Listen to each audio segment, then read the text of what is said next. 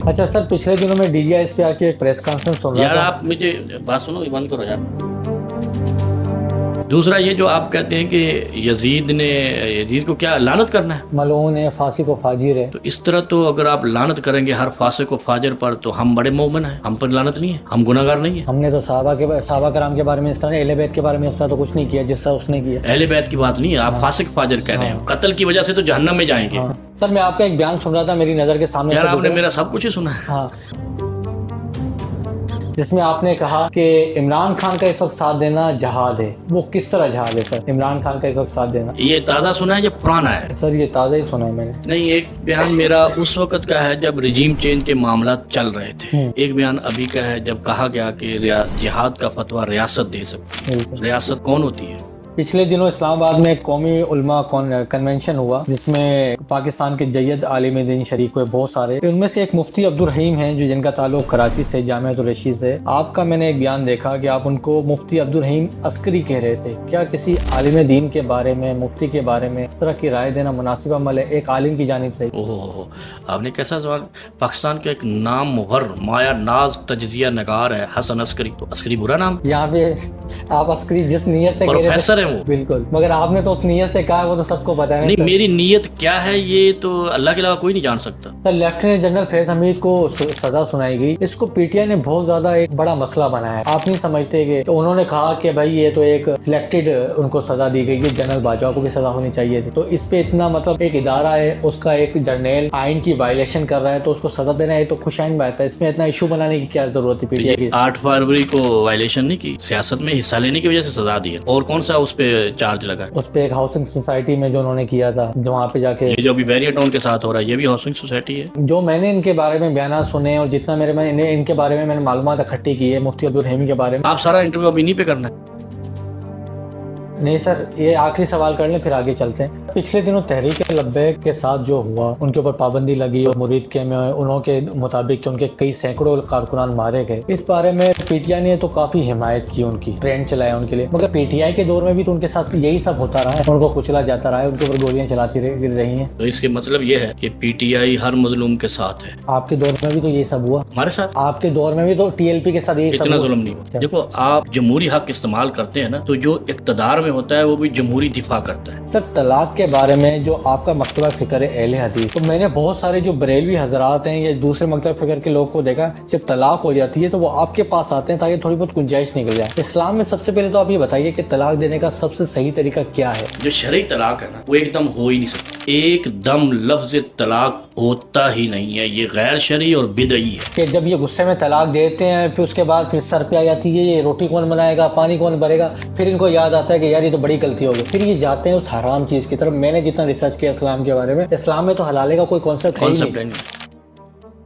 नहीं। ये लोगों ने बस अब गुस्से में दे दी तलाक, अब वो जा रहा है हलाले की तरफ। वो फिक्स करके अपनी वाइफ को एक रात के लिए किसी और के साथ उसका निकाह करवाता है, वहां से तलाक करवाता है और फिर ये हलाला करवा के वो दूसरा दोबारा उससे शादी कर लेता है। जबकि इस्लाम अच्छा, में ये फितरत के खिलाफ है। ये नबी इस्लाम ने लान अल्लाह मुहल्लला व मुहल्लला लहू, हलाला करने वाले और करवाने वाले लानत, दोनों पर लानत है, और ये लानत खरीदते हैं। यजीद के बारे में मैंने सुना है, जो आप लोगों के जो आपका मसलक है उसमें काफी सुना है कि नरमी की गई है यजीद के बारे में। और मैं डॉक्टर जाकिर नाइक का बयान भी सुना था, वो कह रहे थे कि 2 शहजादों की लड़ाई है। आपकी ज़ाती राय जो आपने पढ़ी है, जो आपने मालूमात हासिल की है इस्लाम के बारे में, यजीद के बारे में आप क्या समझते हैं? ये बड़ा जबरदस्त सवाल है। डॉक्टर जाकिर नाइक ने कब कहा कि 2 शहजादे? ये एडिटिंग है, मैंने भी देखी है। ये जैसे कहते हैं ना, आजकल तो AI आया ना, पहले एडिटिंग चलता था, वो लफ्ज बदल के उन्होंने AI में, ये एडिटिंग है, वो मैंने सुना है।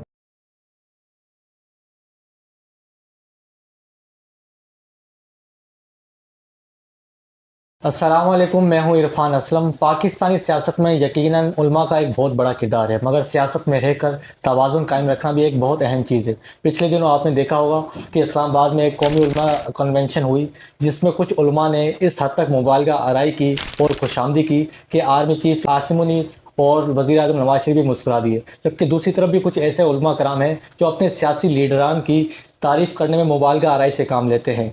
तो उलमा सियासत में आकर किस तरह अपना किरदार अहम अदा कर सकते हैं और मुबालगा आराई से किस तरह गुरेज कर सकते हैं? उलमा कराम की सियासत के हवाले से गुफ्तगू करने के लिए हमारे साथ आज मौजूद हैं मौलाना जमील अज़हर बथरा साहब। सबसे पहले तो सर नवाजिश आपके कीमती वक्त की, कैसे मिजाज हैं आपके? बहुत शुक्रिया, अल्लाह आपको जज़ाए खैर दे। الحمدللہ بہترین ہے، اور اللہ کے فضل و کرم سے اللہ ہمیں بہترین ہی رکھے۔ سر آپ ایک عالم دین ہیں، ایک مولوی ہیں، تو آپ مذہبی جماعتوں کو جوائن کرنے کے بجائے، جیسے جماعت اسلامی ہوگی، مولانا فضل الرحمان کی جماعت ہوگی، ان کو جوائن کرنے کے بجائے آپ نے پی ٹی آئی کا انتخاب کیوں کیا؟ یہ آپ نے بہت کڑوا سوال کیا ہے۔ پاکستان میں دو طرح کی سیاست ہے، مذہبی سیاست اور سیکولر سیاست۔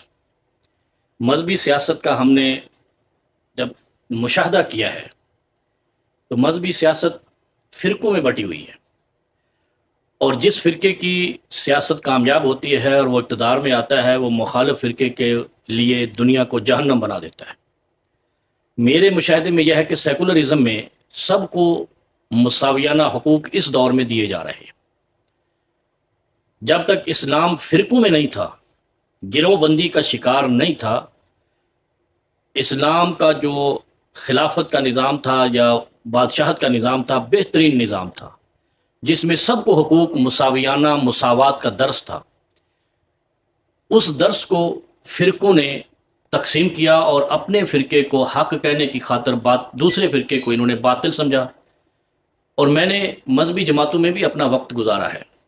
پاکستان میں جو مذہبی جماعتیں ہیں، ان کا میرا ایک بہت بڑا سنگین قسم کا تجربہ ہے۔ یہاں کی مذہبی سیاست کا کوئی ہدف نہیں ہے۔ ہدف سے مراد یہ ہے، یہ کبھی کہتے ہیں جی ووٹ دینا ہی جائز نہیں ہے، پھر اسی ووٹ کے لیے میدان میں آ جاتے ہیں۔ کبھی کہتے ہیں جی جمہوریت جو ہے نا وہ اسلامی نظام کے خلاف ہے، پھر اسی جمہوریت کا حصہ بن جاتے ہیں۔ اور اسی طرح ان کے یعنی یہ رویے دیکھ کر معاشرے کے اندر جو عام لے مین انسان ہے، وہ لے مین بڑا یعنی الجھن کا شکار ہے۔ وہ مذہب کی کسی بھی مذہبی جماعت کی طرف جاتا ہے تو سب سے پہلے وہ اس گروہ کو دیکھتا ہے کہ یہ کون سے اسکول آف تھاٹ سے ہے۔ اب وہ جب اس کے اسکول آف تھاٹ سے نہیں ہوتی مذہبی جماعت، اس کو ووٹ نہیں دیتا۔ یعنی جو کلمے کا ووٹ ہے، کلمے کا ووٹ کہتے ہیں شورا کو، مشورے کو، رائے کو۔ کلمے کو ماننے والوں کی رائے گروہوں میں بٹ گئی ہے۔ اور سیکولرزم ایک نظام ہے، اس کو آپ جس طریقے سے مرضی یوز کر لیں، آپ اس کے ذریعے سے آئیں اور اسلام کے لیے کام کریں، اس کے ذریعے سے آئیں آپ یہودیت کے لیے کام کریں، اس کے ذریعے سے آئیں آپ عیسائیت کے لیے۔ یعنی انہوں نے اپنے ڈور کھول کے رکھے ہوئے ہیں۔ ہمارے ہاں مذہب کے گروہ بندیوں نے اپنے اپنے دروازے بند کیے ہوئے ہیں۔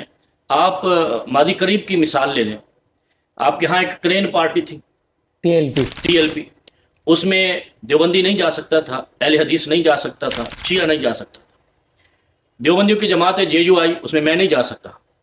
اہل حدیثوں کی جماعت ہے مرکزی جماعت اہل حدیث، اس میں سعد رضوی نہیں جا سکتا۔ نہیں جا سکتا۔ تو یہ دین کے لیے کام ہو رہا ہے۔ نہیں سر، اس کی دلیل وہ یہ دیتے ہیں کہ تمام سیاسی جماعتیں اپنے پلیٹ فارم سے الیکشن لڑیں، اس کے بعد ایک اتحاد بنا کے حکومت بنائی جائے، جیسے کہ کے پی کے میں ہوا تھا مشرف کے دور میں متحدہ مجلس عمل، تو اس میں بھی اہل تشیع بھی تھے، بریلوی بھی تھے، اہل حدیث بھی تھے، دیوبندی بھی تھے، سب مسالک تھے۔ متحدہ مجلس عمل میں جب تھے تو انہوں نے کون سا تیر مارا ہے؟ وہاں جا کر بھی انہوں نے یہی جھگڑا کیا، اسی لیے اقتدار میں نہیں آ سکے پاکستان میں۔ ان کے نظریات جب تک ایک دوسرے کے خلاف متصادم رہیں گے، یہ اقتدار میں نہیں آ سکتے۔ اور مذہبی جماعتوں کا منشور اس کے علاوہ اور یہ ہے ہی نہیں کہ ہم نے اقتدار لینا ہے، کیونکہ یہ بریف کرتے ہیں کہ ہم نے اقتدار کیا کرنا ہے، ہم نے دعوت کا کام کرنا ہے۔ جب دعوت کی طرف جاتے ہیں تو اقتدار سے محروم ہو جاتے ہیں، اور اگر یہ اقتدار کی طرف جائیں تو ان کی دعوت اقتدار میں، اقتدار ہی دعوت ہے۔ یعنی جب خلافت کا نظام قائم ہوگا تو کوئی جھوٹ نہیں بول سکے گا، چوری نہیں کر سکے گا، بددیانتی نہیں کر سکے گا، کرپشن نہیں کر سکے گا۔ یہ ہم نیچے ٹھیلے والے کو، ٹھیے والے کو، دکاندار کو اور اس طرح کے جو بیٹھے ہوئے ہیں، ان لوگوں کو دعوت دیتے رہتے ہیں، نتیجے میں اقتدار ان کے ہاتھ چلا جاتا ہے اور یہ ادھر راہداریوں میں گم ہو جاتے ہیں۔ نہیں، کہا جاتا ہے کہ مذہبی جماعتوں کو اسٹیبلشمنٹ آگے آنے نہیں دیتی، کیا آپ اس چیز پہ یقین رکھتے ہیں کہ اسٹیبلشمنٹ چاہتی ہے کہ مذہبی جماعتیں حکومت میں نہ آئیں؟ یہ ایک فیکٹر ہے، لیکن جب یہ ایک ہو جائیں گے تو اسٹیبلشمنٹ کیا کر لیں سر گے؟ ہوئی نا، متحدہ مجلس عمل ہوئی نا، اور آپ کہہ رہے ہیں کہ انہوں نے کون سا تیر مارا، تو پھر پی ٹی آئی نے کون سا تیر مارا، نون لیگ نے کون سا تیر مارا، جو سیکولر جماعت ہے انہوں نے کون سے تیر مارے ہوئے، دیکھو، ان کے بھی آپس میں جھگڑے رہتے ہیں۔ یہ آپ ذہن میں رکھیں بات کہ جب آپ کلمے کی سیاست کرتے ہیں نا تو پھر آپ کو گروہ نہیں بننا. جب آپ گروہ نہیں بنیں گے، جب آپ ایک ہو جائیں گے تو کلمے کا ووٹر تقسیم نہیں ہوگا. کلمے کا ووٹر تقسیم ہونے کی وجہ سے ان کی طاقت کمزور ہے. اب یہ جتنے بھی ہیں انہوں نے اپنے اپنے پلیٹ فارم سے الیکشن لڑنا ہے. اب آپ کو کیا پتہ ہے کہ ایک محلے میں کتنا مذہبی طبقہ ہے. اب 4-5 قسم کے لوگ ہیں. اب ان کے اپنے اپنے مسلک کی جماعتوں میں لوگ الیکشن لڑ رہے ہیں تو وہ تو ووٹ تقسیم ہو گیا. لیکن جو لے مین کا ووٹ ہے وہ یکجا ہو گیا. اس میں جو دوسری پارٹیاں ہیں، جو پی ٹی آئی ہے، نون لیگ ہے، پیپلز پارٹی ہے، ان کا طبقہ اتنا ہے جو بے دینی کا راج ہے، وہ اتنا ووٹ اکٹھا ہو جاتا ہے کہ وہ ایک پارٹی آگے آ جاتی ہے. لیکن ان کا اپنا جو دیندار ووٹ ہے وہ 4 حصوں میں تقسیم ہو جاتا ہے، 5 حصوں میں تقسیم ہو جاتا ہے. تو اس کا مناسب طریقہ یہ نہیں ہے کہ وہاں پہ سیٹ کی آپس میں ایڈجسٹمنٹ کریں اور اتحاد کر کے الیکشن لڑیں؟ یہ بھی تو ایک تو مناسب پھر بھی طریقہ ایک دوسرا حصہ رہا نا، دوسرے درجے میں رہے نا. یہ اچھا، پہلے درجے میں تو نہ پھر آئے. بھی نہیں جیت سکیں گے آپ یہ کہہ رہے نہیں ہیں؟ نہیں نہیں، مذہبی جماعتوں کا مستقبل پاکستان میں ہوں. اس وقت تک نہیں ہے جب تک یہ فرقہ بندی سے توبہ طائب نہ ہو جائے. پچھلے دنوں میں نے آپ کی ایک پوسٹ دیکھی فیس بک پر جس میں آپ کہہ رہے تھے کہ الطاف حسین کو حقیقی آزادی کا اعلان کرنا چاہیے، حمایت کی غیر مشروط حمایت کرنی چاہیے. تو آپ کے کیا ذاتی خیالات ہیں اور آپ ان سے کس طرح کی حمایت کی توقع کر رہے ہیں؟ الطاف حسین سے الطاف حسین کے بارے میں آپ نے پوسٹ کی تھی فیس بک پہ. وہ اس لیے کہ پاکستان اس وقت ایک خوف کا شکار ہے. پاکستانی ابھی تھوڑے دن پہلے میں نے ایک انٹرویو دیکھا ایمل ولی کا، اور اس کی باتوں سے مجھے احساس ہوا کہ یہ لوگ، ان کے جو سربراہ تھے ان کو تو پاکستان سے نکال دیا تھا غدار کہہ کے، باچا خان کا. باچا خان. اور آج کل عمران خان کے پریشر میں ان کو محب وطن قرار دیا گیا ہے. جب یہ محب وطن بن سکتے ہیں اے این پی والے، تو ایم کیو ایم کا کیا قصور ہے؟ الطاف حسین کا کیا قصور ہے؟ نظریات تو الطاف حسین کے ہوں، جی ایم سید کے ہوں، یا باچا خان کے ہوں، یا نواب اکبر بگٹی کے ہوں، ایک جیسے تھے. اور یہ وہ لوگ تھے جیسے اپنا 5ویں یہ نواب آف بہاولپور، یہ سب ایک جیسے لوگ تھے. ان نوابوں نے مل کے پاکستان بنایا ہے، قائد اعظم کے دست و بازو بنے، اور ان سب کو ہم نے سائڈ لائن کر دیا. تو اب باری باری 77 سال کے بعد عمران خان کے پریشر میں ایم کیو ایم کو الطاف حسین سے توڑ کر محب وطن، ایم کیو ایم پہ ایسے ایسے الزامات اسی پاکستان میں انہی اداروں نے لگائے کہ الامان والحفیظ، یعنی ان کو سر عام راہ کے ایجنٹ کہہ کے ان کی لاشیں روڈوں پہ گرائی جاتی تھی. آج کل وہ بغل میں ہیں. اے این پی والوں کو تو ملک سے نکال دیا تھا، قید میں ڈال دیا تھا، اور غدار ڈکلیئر کر دیا تھا وہ محب وطن ہے. نواب اکبر بگٹی کو رائلٹی مانگنے پر پہاڑ کے نیچے مار دیا. تو یہ جی ایم سید کو 27 سال انہوں نے نظر بند رکھا. 27 سال وہ پاکستان بنانے والوں کا وہ سندھ کو جو حصہ بنایا تو جی ایم سید کا بڑا یہ ہم نے کیا کیا ہے. تو یہ تو اس لیے میں کہتا ہوں کہ باری باری آپ ایک ایک کر کے جو لا رہے ہیں نا، محب وطن بنا رہے ہیں، آپ ایک ہی بار توبہ کریں اور کہیں کہ یہ سارے محب وطن ہیں. کیونکہ عمران خان کا دباؤ اتنا ہے، اس کے پاؤں میں وزن اتنا ہے کہ اس نے چیخیں نکلوا دی. یہ بات مانے نہ مانے، اس وقت پاکستان میں جو آپ کو اقتدار میں نظر آتے ہیں یہ در حقیقت پاکستانیوں کے نمائندے نہیں ہیں. اور ان کی اب چیخیں نکل چکی ہیں عمران خان کے پریشر میں کہ اب ہم جائیں کدھر. اب یہ اپنے دشمنوں کو ہی اپنا دوست اور سرپرست بنانے کے لیے مجبور ہو چکے. نہیں تو الطاف حسین تو آج بھی محب وطن تو نہیں ہے اسٹیبلشمنٹ کی بک میں. تو بنانا پڑے گا نا، ان کو بنا لیں. یہ اے این پی کو تو ہم نے نہیں کہا کہ بناؤ. تھوڑا سا عمران خان نے مزید استقامت دکھائی تو یہ الطاف حسین کو واپس لے کے بھی آئیں گے. اچھا، ہاں، اگر لانا ہوتا تو 24 کے الیکشن میں لے آتے جب پی ٹی آئی بہت مقبول ہو چکی تھی. یہ فیصلہ آپ نہیں کریں گے نا، یہ تو قرآن میں آیا ہے نا کہ جب لوگوں نے آ کے نبی علیہ الصلوۃ والسلام سے پوچھا کہ جو آپ وعدہ کرتے ہیں کہ ہمیں مکہ فتح کر لیں گے اور ہمیں فتح ملے گی، ہم غالب آئیں گے، تو کب آئیں گے؟ نبی علیہ السلام نے کہا ہے اس کا علم اللہ کے پاس ہے. انما علمھا عند اللہ، اس کا علم اللہ کے پاس ہے کہ اللہ نے ہمیں کب غالب کرنا ہے. اب اس کا علم ہمارے پاس نہیں ہے کہ سارے غداروں کو ڈکلیئر کرنے کے بعد ان کو اپنا ہم نوا اور محب وطن کب ڈکلیئر کرنا ہے. اس کا علم انہی کے پاس ہے جنہوں نے ان کو غدار کہا ہے. نہیں سر، پاکستان میں یہ سمجھتا ہوں کہ کسی کو بھی کوئی حق حاصل نہیں ہے کہ کوئی کسی کو غدار ڈکلیئر کرے یا کوئی کسی کو کافر ڈکلیئر کرے. ہم نے دیکھا ہے کچھ جماعتوں کی طرف سے فوراً فتوے لگ جاتے ہیں یہ کافر ہے، یہ یہودی ایجنٹ ہے. اس طرف سے ہم نے اسٹیبلشمنٹ کی طرف سے اکثر دیکھا ہے جس کو دل چاہتا ہے یہ غدار. نواز شریف بھی غدار تھا ایک وقت میں، اس وقت عمران خان غدار ہے، الطاف حسین غدار ہے. تو میں یہ سمجھتا ہوں یہ سرٹیفکیٹ جو بانٹنے کا جو ٹرینڈ ہے نا یہ بند ہونا چاہیے. آپ کی کیا رائے اس بارے میں؟ یہ آپ نے نام تو لے دیا ان کا جو ڈکلیئر کرتے ہیں، یہ بالکل کرتے ہیں تو ان کو سوچنا چاہیے اس میں کہ یار جن لوگوں نے اس پاکستان کے لیے قربانیاں دی ہیں، پاکستان بنانے میں جن کے آباء و اجداد شامل تھے، آپ کو شرم نہیں آتی کہ آپ ان کے اولادوں کو غدار ڈکلیئر کر دیتے ہیں؟ اور یہ عمران خان کو کراچی میں 90% ووٹ پڑا ہے 24 کے الیکشن میں 8 فروری کے الیکشن میں، اور 90% ووٹ ہی انہوں نے چوری کیا ہے، یعنی ایک بھی سیٹ پی ٹی آئی کو نہیں دی کراچی سے۔ عالمگیر خان تو جیتے ہوئے، نہیں، ہار گئے، ہار گئے۔ ہروا دیے ان کو، 1,15,000 ووٹ سے ان کو 11,500 کر دیا۔ اچھا، یعنی اس قدر جو زمین پہ بددیانتی اور دھوکہ دہی کرتا ہے، میں تو حیران ہوں کہ پاکستانی قوم نے پتہ نہیں کون سی چیز کھائی ہے کہ ان کو غیرت ہی نہیں آ رہی کہ اس قدر دھوکے باز اور فراڈیے جب مسلط ہوں گے تو تمہارے ساتھ ایمانداری کیسے کریں گے؟ نہیں تو آپ 24 کے الیکشن میں تو بات کر رہے ہیں، 24 کے الیکشن پہ آپ 18 کے الیکشن میں کیوں نہیں بات کر رہے؟ 18 میں کتنی بددیانتی ہوئی؟ چل آپ نہیں سمجھتے بددیانتی ہوئی؟ کتنی ہوئی میں کہہ سر رہا آر ٹی ہوں، ایس جو 7-8 گھنٹے کے لیے آر ٹی ایس بٹھا دیا گیا، نون لیگ جیت رہی تھی تو آپ کو جتا کے اوپر لے آئے گے، وہی باجوہ کتنی سیٹیں ہیں، کتنی سیٹیں ہیں؟ نہیں وہ آپ تو کہتے ہیں نا، میں نے آپ کو سیٹیں بتا دی ہیں کہ کراچی کی 90% سیٹیں، بلکہ 100% سیٹیں جیتی ہوئی انہوں نے ہروا دی۔ اب 18 میں کتنی ہروائیں؟ سر دھاندلی تھوڑی سی ہو یا زیادہ ہو، دھاندلی تو دھاندلی ہے نا، آپ اس کو جسٹیفائی کس طرح اچھا کر میں رہے ہیں؟ بتاتا ہوں، میں جسٹیفائی نہیں کر رہا۔ وہ عمران خان نے کہا تھا کہ سب کو ہرا دو، وہی جنرل باجوہ کے ساتھ کس کے اچھے تعلقات تھے؟ اس وقت تعلقات تھا ہی نہیں۔ سب سے بڑا جمہوریت نہیں، یہ غلط بات ہے، اس وقت باجوہ کے ساتھ عمران خان کے تعلقات نہیں تھے، یہ اقتدار میں آنے کے بعد ہوئے ہیں، یہ ذہن میں رکھیں آپ۔ اس وقت اسٹیبلشمنٹ کے ساتھ اگر عمران خان کے آپ یہ سمجھیں کہ کبھی بھی اچھے تعلقات ہوتے نا، یہ کبھی 22 سال نہ جدوجہد کرتا، یہ 22 مہینے میں پاکستان کا وزیر اعظم نہیں سر، یہ میں صاحب کی بات سے اتفاق نہیں کرتا، یہ ہلکے بندے پہ ہاتھ نہیں ڈالتے۔ عمران خان 2011 کے بعد پاپولر ہو، اس میں کوئی شک نہیں ہے، یہ اسی پر ہاتھ ڈالتے ہیں جو عوام میں مقبول ہو، جس کی جڑیں عوام کے اندر ہو۔ عمران خان کے پاس اتنا اچھا ووٹ بینک ہی نہیں تھا 5 کے الیکشن میں یا 8 کے الیکشن میں کہ اس کے اوپر ہاتھ رکھتے، تو 11 میں جب وہ پاپولر ہوئے، آپ کو پتا ہے کہ دھرنے کس طرح ہوئے، ساری حقیقت اب تو سب کے سامنے ہے۔ شجاع پاشا، جنرل شجاع پاشا تھے، جنرل ظہیر الاسلام تھے، ان کا کیا کردار تھا عمران خان کو بنانے میں، تو وہ تو سب کے سامنے ہے۔ باقی آپ کہہ رہے ہیں کہ اسٹیبلشمنٹ کی حمایت نہیں تھی تو نون لیگ جیتی ہوئی تو آر ٹی ایس کیوں بٹھایا گیا پھر؟ نون لیگ کس نے کہا آپ کو جیتی؟ نون لیگ کا پاکستان میں کبھی بھی ووٹ بینک نہیں رہا، کبھی بھی۔ جنرل ضیاء الحق کی کوکھ سے جنرل جنانی اس کی ماں ہے، جنرل ضیاء الحق اس کا باپ ہے، کب اس کو ووٹ ملا ہے؟ پاکستان پیپلز پارٹی کا ووٹ تھا وہ، جب نواز شریف کو آگے لایا گیا۔ 13 کے الیکشن میں جنرل ضیاء کے دور کی بات کر رہا ہوں، ان کے پاس کبھی بھی اکثریت نہیں رہی، انہوں نے ہمیشہ پیپلز پارٹی کی حکومت کو گرا کر، آئی جی آئی بنا کر، اسامہ بن لادن سے پیسے لے کر، اور دہشت گرد جس کو بعد میں ڈکلیئر دہشت گرد کیا، ان کے ذریعے سے الیکشن جیتے۔ انہوں نے عوامی رائے پہ لاہور کے علاوہ کبھی بھی الیکشن نہیں جیتے۔ سر عمران میں تو خان اس چیز کو بالکل ڈینائی کر دیتا ہوں۔ اچھا ہاں، یہ آپ اس کو آپ یاد رکھیں کہ نون لیگ کا پاکستان میں ووٹ بینک نہیں ہے۔ چلیں سر، یہ آپ کی رائے قابل اگر احترام ان ہے۔ کا ووٹ بینک ہو تو ان کو کبھی بھی بلوچستان اور سندھ سے 1 2 3 کے علاوہ سیٹیں نہیں ملی۔ پنجاب میں تو ووٹ بینک ہے، اس کو تو آپ تسلیم کرتے ہیں؟ یا پنجاب میں لاہور، سیالکوٹ، گوجرانوالا، شیخوپورہ، فیصل آباد، بس ان علاقوں میں ووٹ بینک اچھا ہے؟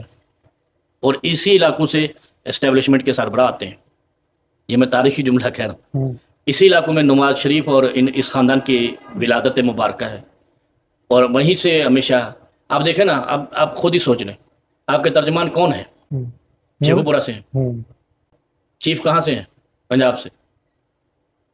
تو سندھیوں نے کیا مارا ہے؟ بلوچوں کا کیا قصور ہے؟ پختونوں کا کیا جرم وہ ہے؟ کہہ رہے بڑا صوبہ ہے تو وہیں سے بس وہیں سے جرنیل بنائیں گے ہم، وہیں سے وزیر وہیں سے وزیر اعظم، ٹھیک ہے، پھر عمران مجھے خان کا تعلق بھی تو میاں والی پھر سے آپ ڈکلیئر کر دینا کہ سندھ، بلوچستان اور پختونخوا پاکستان کا حصہ نہیں ہے۔ نہیں سر، یہ کیا بات ہے؟ نہیں، جو آپ کے جملے سے یہی رزلٹ نکلے گا۔ بڑا صوبہ ہے، بڑا صوبہ ہے تو وہ سب کچھ وسائل پہ بیٹھ جائے اور باقی بیکاریوں کی طرح بیٹھ جائے، جیسے یوسف علیہ السلام کو تخت مصر ملا اور بھائیوں نے جو ظلم کیا تھا وہ بعد میں بیکاری بن کے عزیز مصر کے سامنے پیش ہوئے، یوسف علیہ السلام کے نہیں تو 11 بھائی تھے۔ 18ویں ترمیم کے تو بعد آپ اس اصول کو لانا چاہتے ہیں کہ باقی بھائیوں کا کوئی حق نہیں، اقتدار ہمارا پیدائشی حق ہے۔ 18ویں ترمیم کیا اس کے بعد صوبہ کے بعد اختیارات نہیں ہے؟ اس وقت آپ کے ملک کا صدر کہاں سے؟ لاڑکانہ سے تعلق رکھتا ہے، نواب شاہ سے تعلق رکھتا ہے؟ نواز شاہ ہاں، نواب شاہ سے، نہیں۔ آصف زرداری۔ اب آپ کیا کہنا ہے؟ سوال کیا ہے اس میں؟ سر سوال یہ ہے کہ آپ کہہ رہے ہیں کہ سارا طاقت کا محور وہ ہے پنجاب ہے، تو میں کہہ رہا ہوں واقعی میں وہاں پہ بڑی ہے، آبادی زیادہ ہے، تو اس لیے طاقت کا محور نہیں، تو وہی ہے۔ وہاں تو آپ تو کہتے ہیں اسٹیبلشمنٹ میں بڑا میرٹ ہوتا ہے، بڑا وہ ہوتا ہے، یہ ہوتا ہے، تو میرٹ میں کوئی نہیں اترتا ہے۔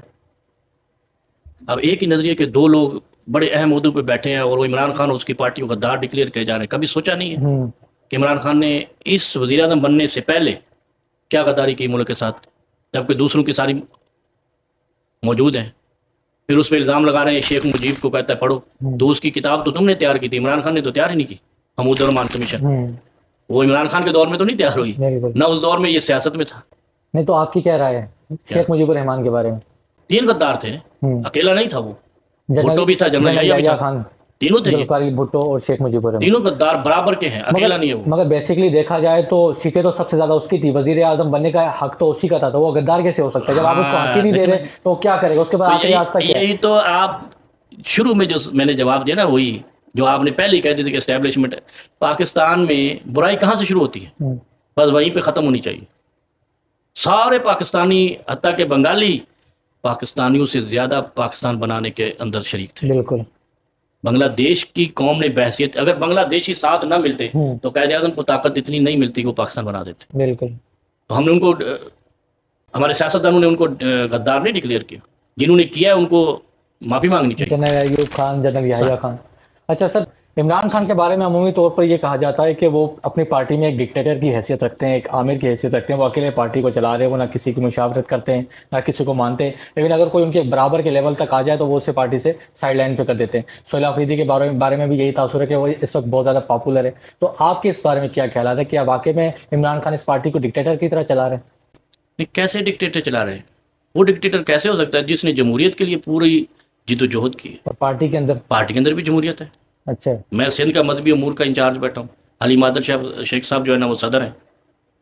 کوئی چیئرمین؟ سہیل آفریدی وزیر اعلیٰ بننے کا کسی نے سوچا بھی تھا؟ کوئی جانتا تھا اس کو؟ ہوں، آج وہ پاپولر ہے، آج اگر وہ فیصلہ کرتا ہے تو آپ کہیں گے ڈکٹیٹر ہے۔ بھائی اس کو چیف منسٹر بنایا ہے، ایک گراس روٹ لیول کا نوجوان ہے، اب وہ کوئی نہ کوئی وہ آرڈر پاس کرے گا کیونکہ اس کے پاس اختیار ہے، تو آپ کہیں گے ڈکٹیٹر ہے۔ ہوں، ڈکٹیٹر کبھی سویلین ہو ہی نہیں سکتا۔ اگر وہ ڈکٹیٹر ہے تو زرداری کیوں نہیں بدلتا اپنی جگہ پہ صدارت کسی پارٹی کے اور بندے کو کیوں نہیں دیتا؟ تو عمران نواز خان شریف کو کیوں نہیں دیتا؟ عمران خان کیوں نہیں دیتے؟ یہ بھی تو سوال کرنا ہاں؟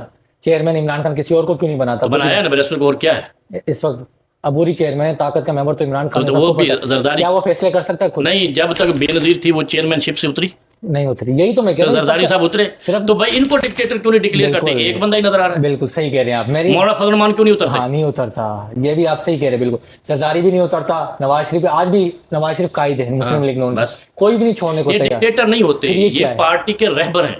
اچھا، ہاں جی، ڈکٹیٹر ادھر ہوتے ہیں، ادھر رہبر ہوتے ہیں۔ ہاں، یہ آپ نے لکیر کھینچ دی ابھی۔ لکیر کھینچ دی ہے۔ ڈکٹیٹر وہ ہوتا ہے، بات سنیں آپ، اس کو مکمل ہونے دیں۔ جی جی، ڈکٹیٹر وہ ہوتا ہے جو کہے ڈو اینڈ ڈائی، ہوں، رہبر وہ ہوتا ہے کہ بتاؤ کیا کرنا ہے، بس مشاورت کے ساتھ۔ مشاورت۔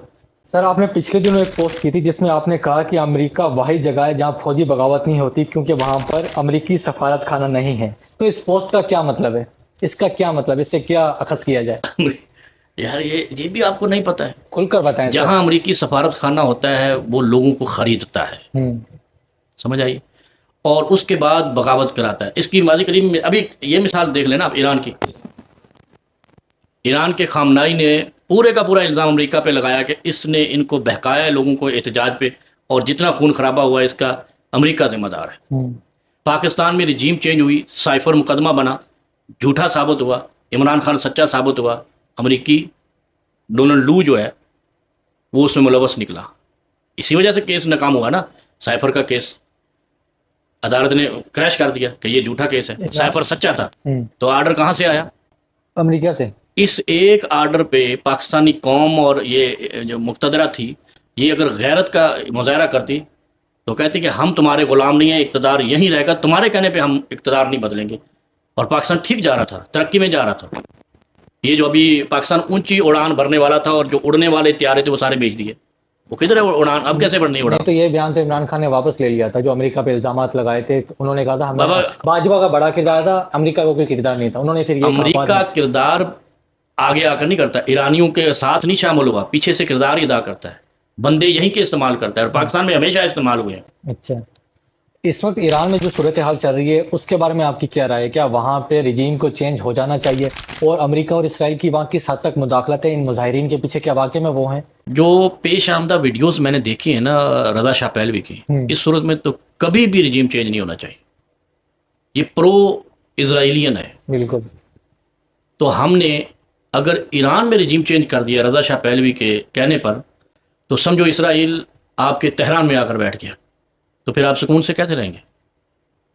یہاں کوئی ایران میں کیسا بھی حکمران آ جائے، جاہل سے جاہل آ جائے، مگر اسرائیل اور امریکہ کو یہاں تہران نہیں ملنا چاہیے، کیونکہ اسرائیل کو تہران دینے کا مقصد یہ ہے کہ آپ غزہ سے بھی ڈرا کر گئے، لبنان سے بھی ڈرا کر گئے، اور اسرائیل کا جو منصوبہ ہے اس کو تکمیل تک پہنچا دیا۔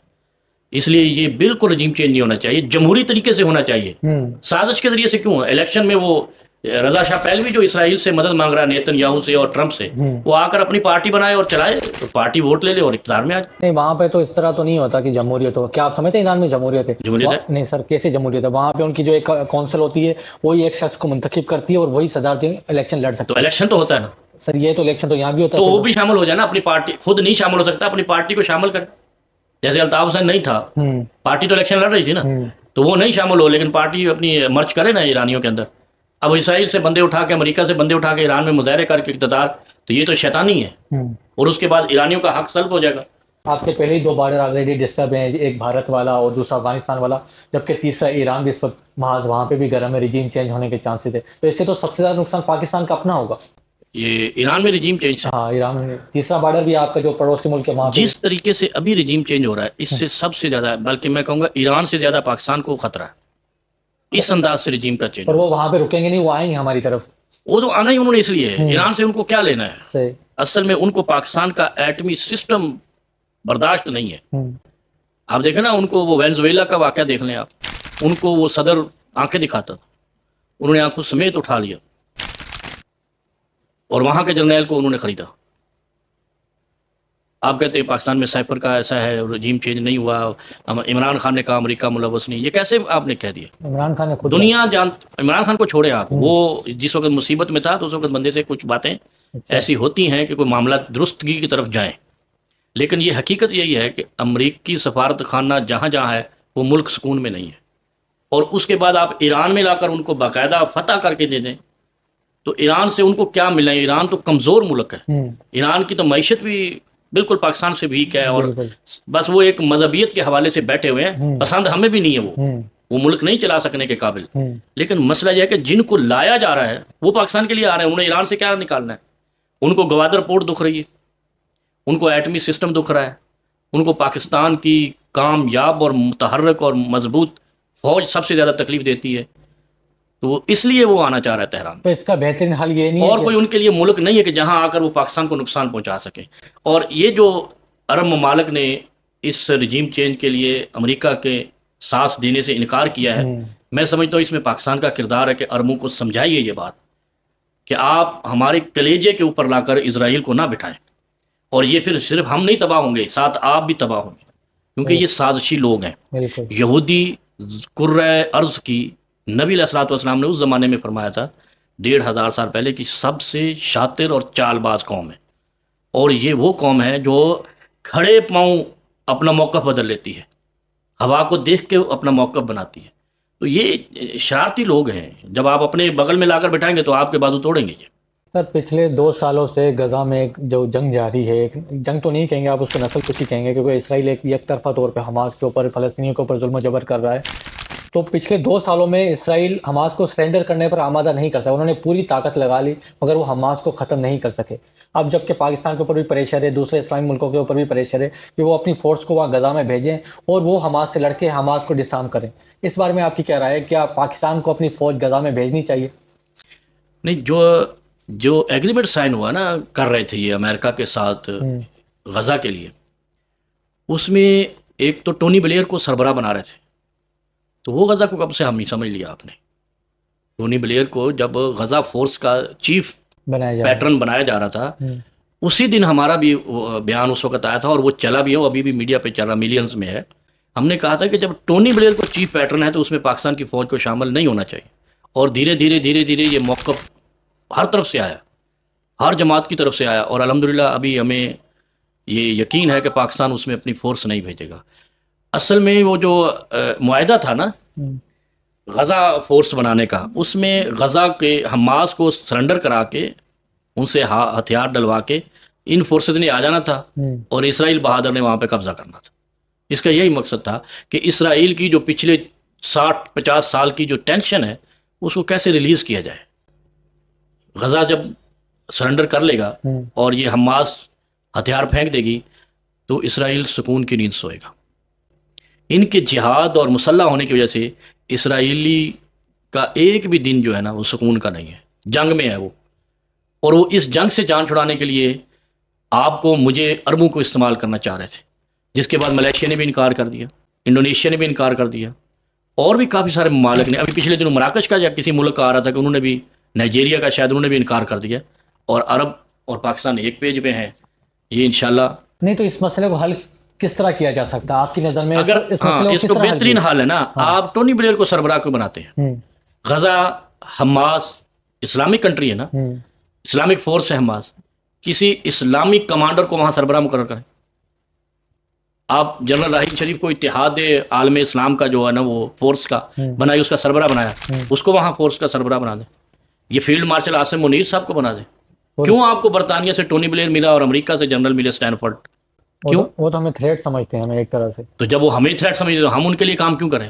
ہمیں بھی تو یہ سوچنا ہے نا۔ نہیں سر، میں اب اسی حل کی طرف آ رہا ہوں کہ حل کیا ہونا چاہیے اس معاملے کا۔ یہی حل ہے، یہ تو عالم اسلام کی مسلمانوں کی جو فورسز ہیں اس میں سے کسی بھی سربراہ کو غزہ فورس کا سربراہ بنائے، اس کی ڈائریکشن کے اندر ایک نیٹو ٹائپ ایک اتحاد عالمی فورسز کا بنا کے وہاں پہ اس کو بھیجا جائے، وہ حماس کے ساتھ نیگوشیٹ کرے، اس نیگوشیشن کے بدلے میں حماس ہتھیار پھینک دی ہے یا جنگ سے بھی ڈرا کرتی ہے اور اسرائیل اپنی سرحدوں پہ جاتا ہے، مسئلہ یہ حل ہے۔ وہ تو یہ چیز ان لوگوں کے لیے تو ناقابل قبول تو ہے۔ وہ تو جنگ چھوڑنا ہی نہیں چاہتے نا پھر، یہ معاملہ پھر وہ تو ہم سے جگہ لینا چاہتے ہیں نا۔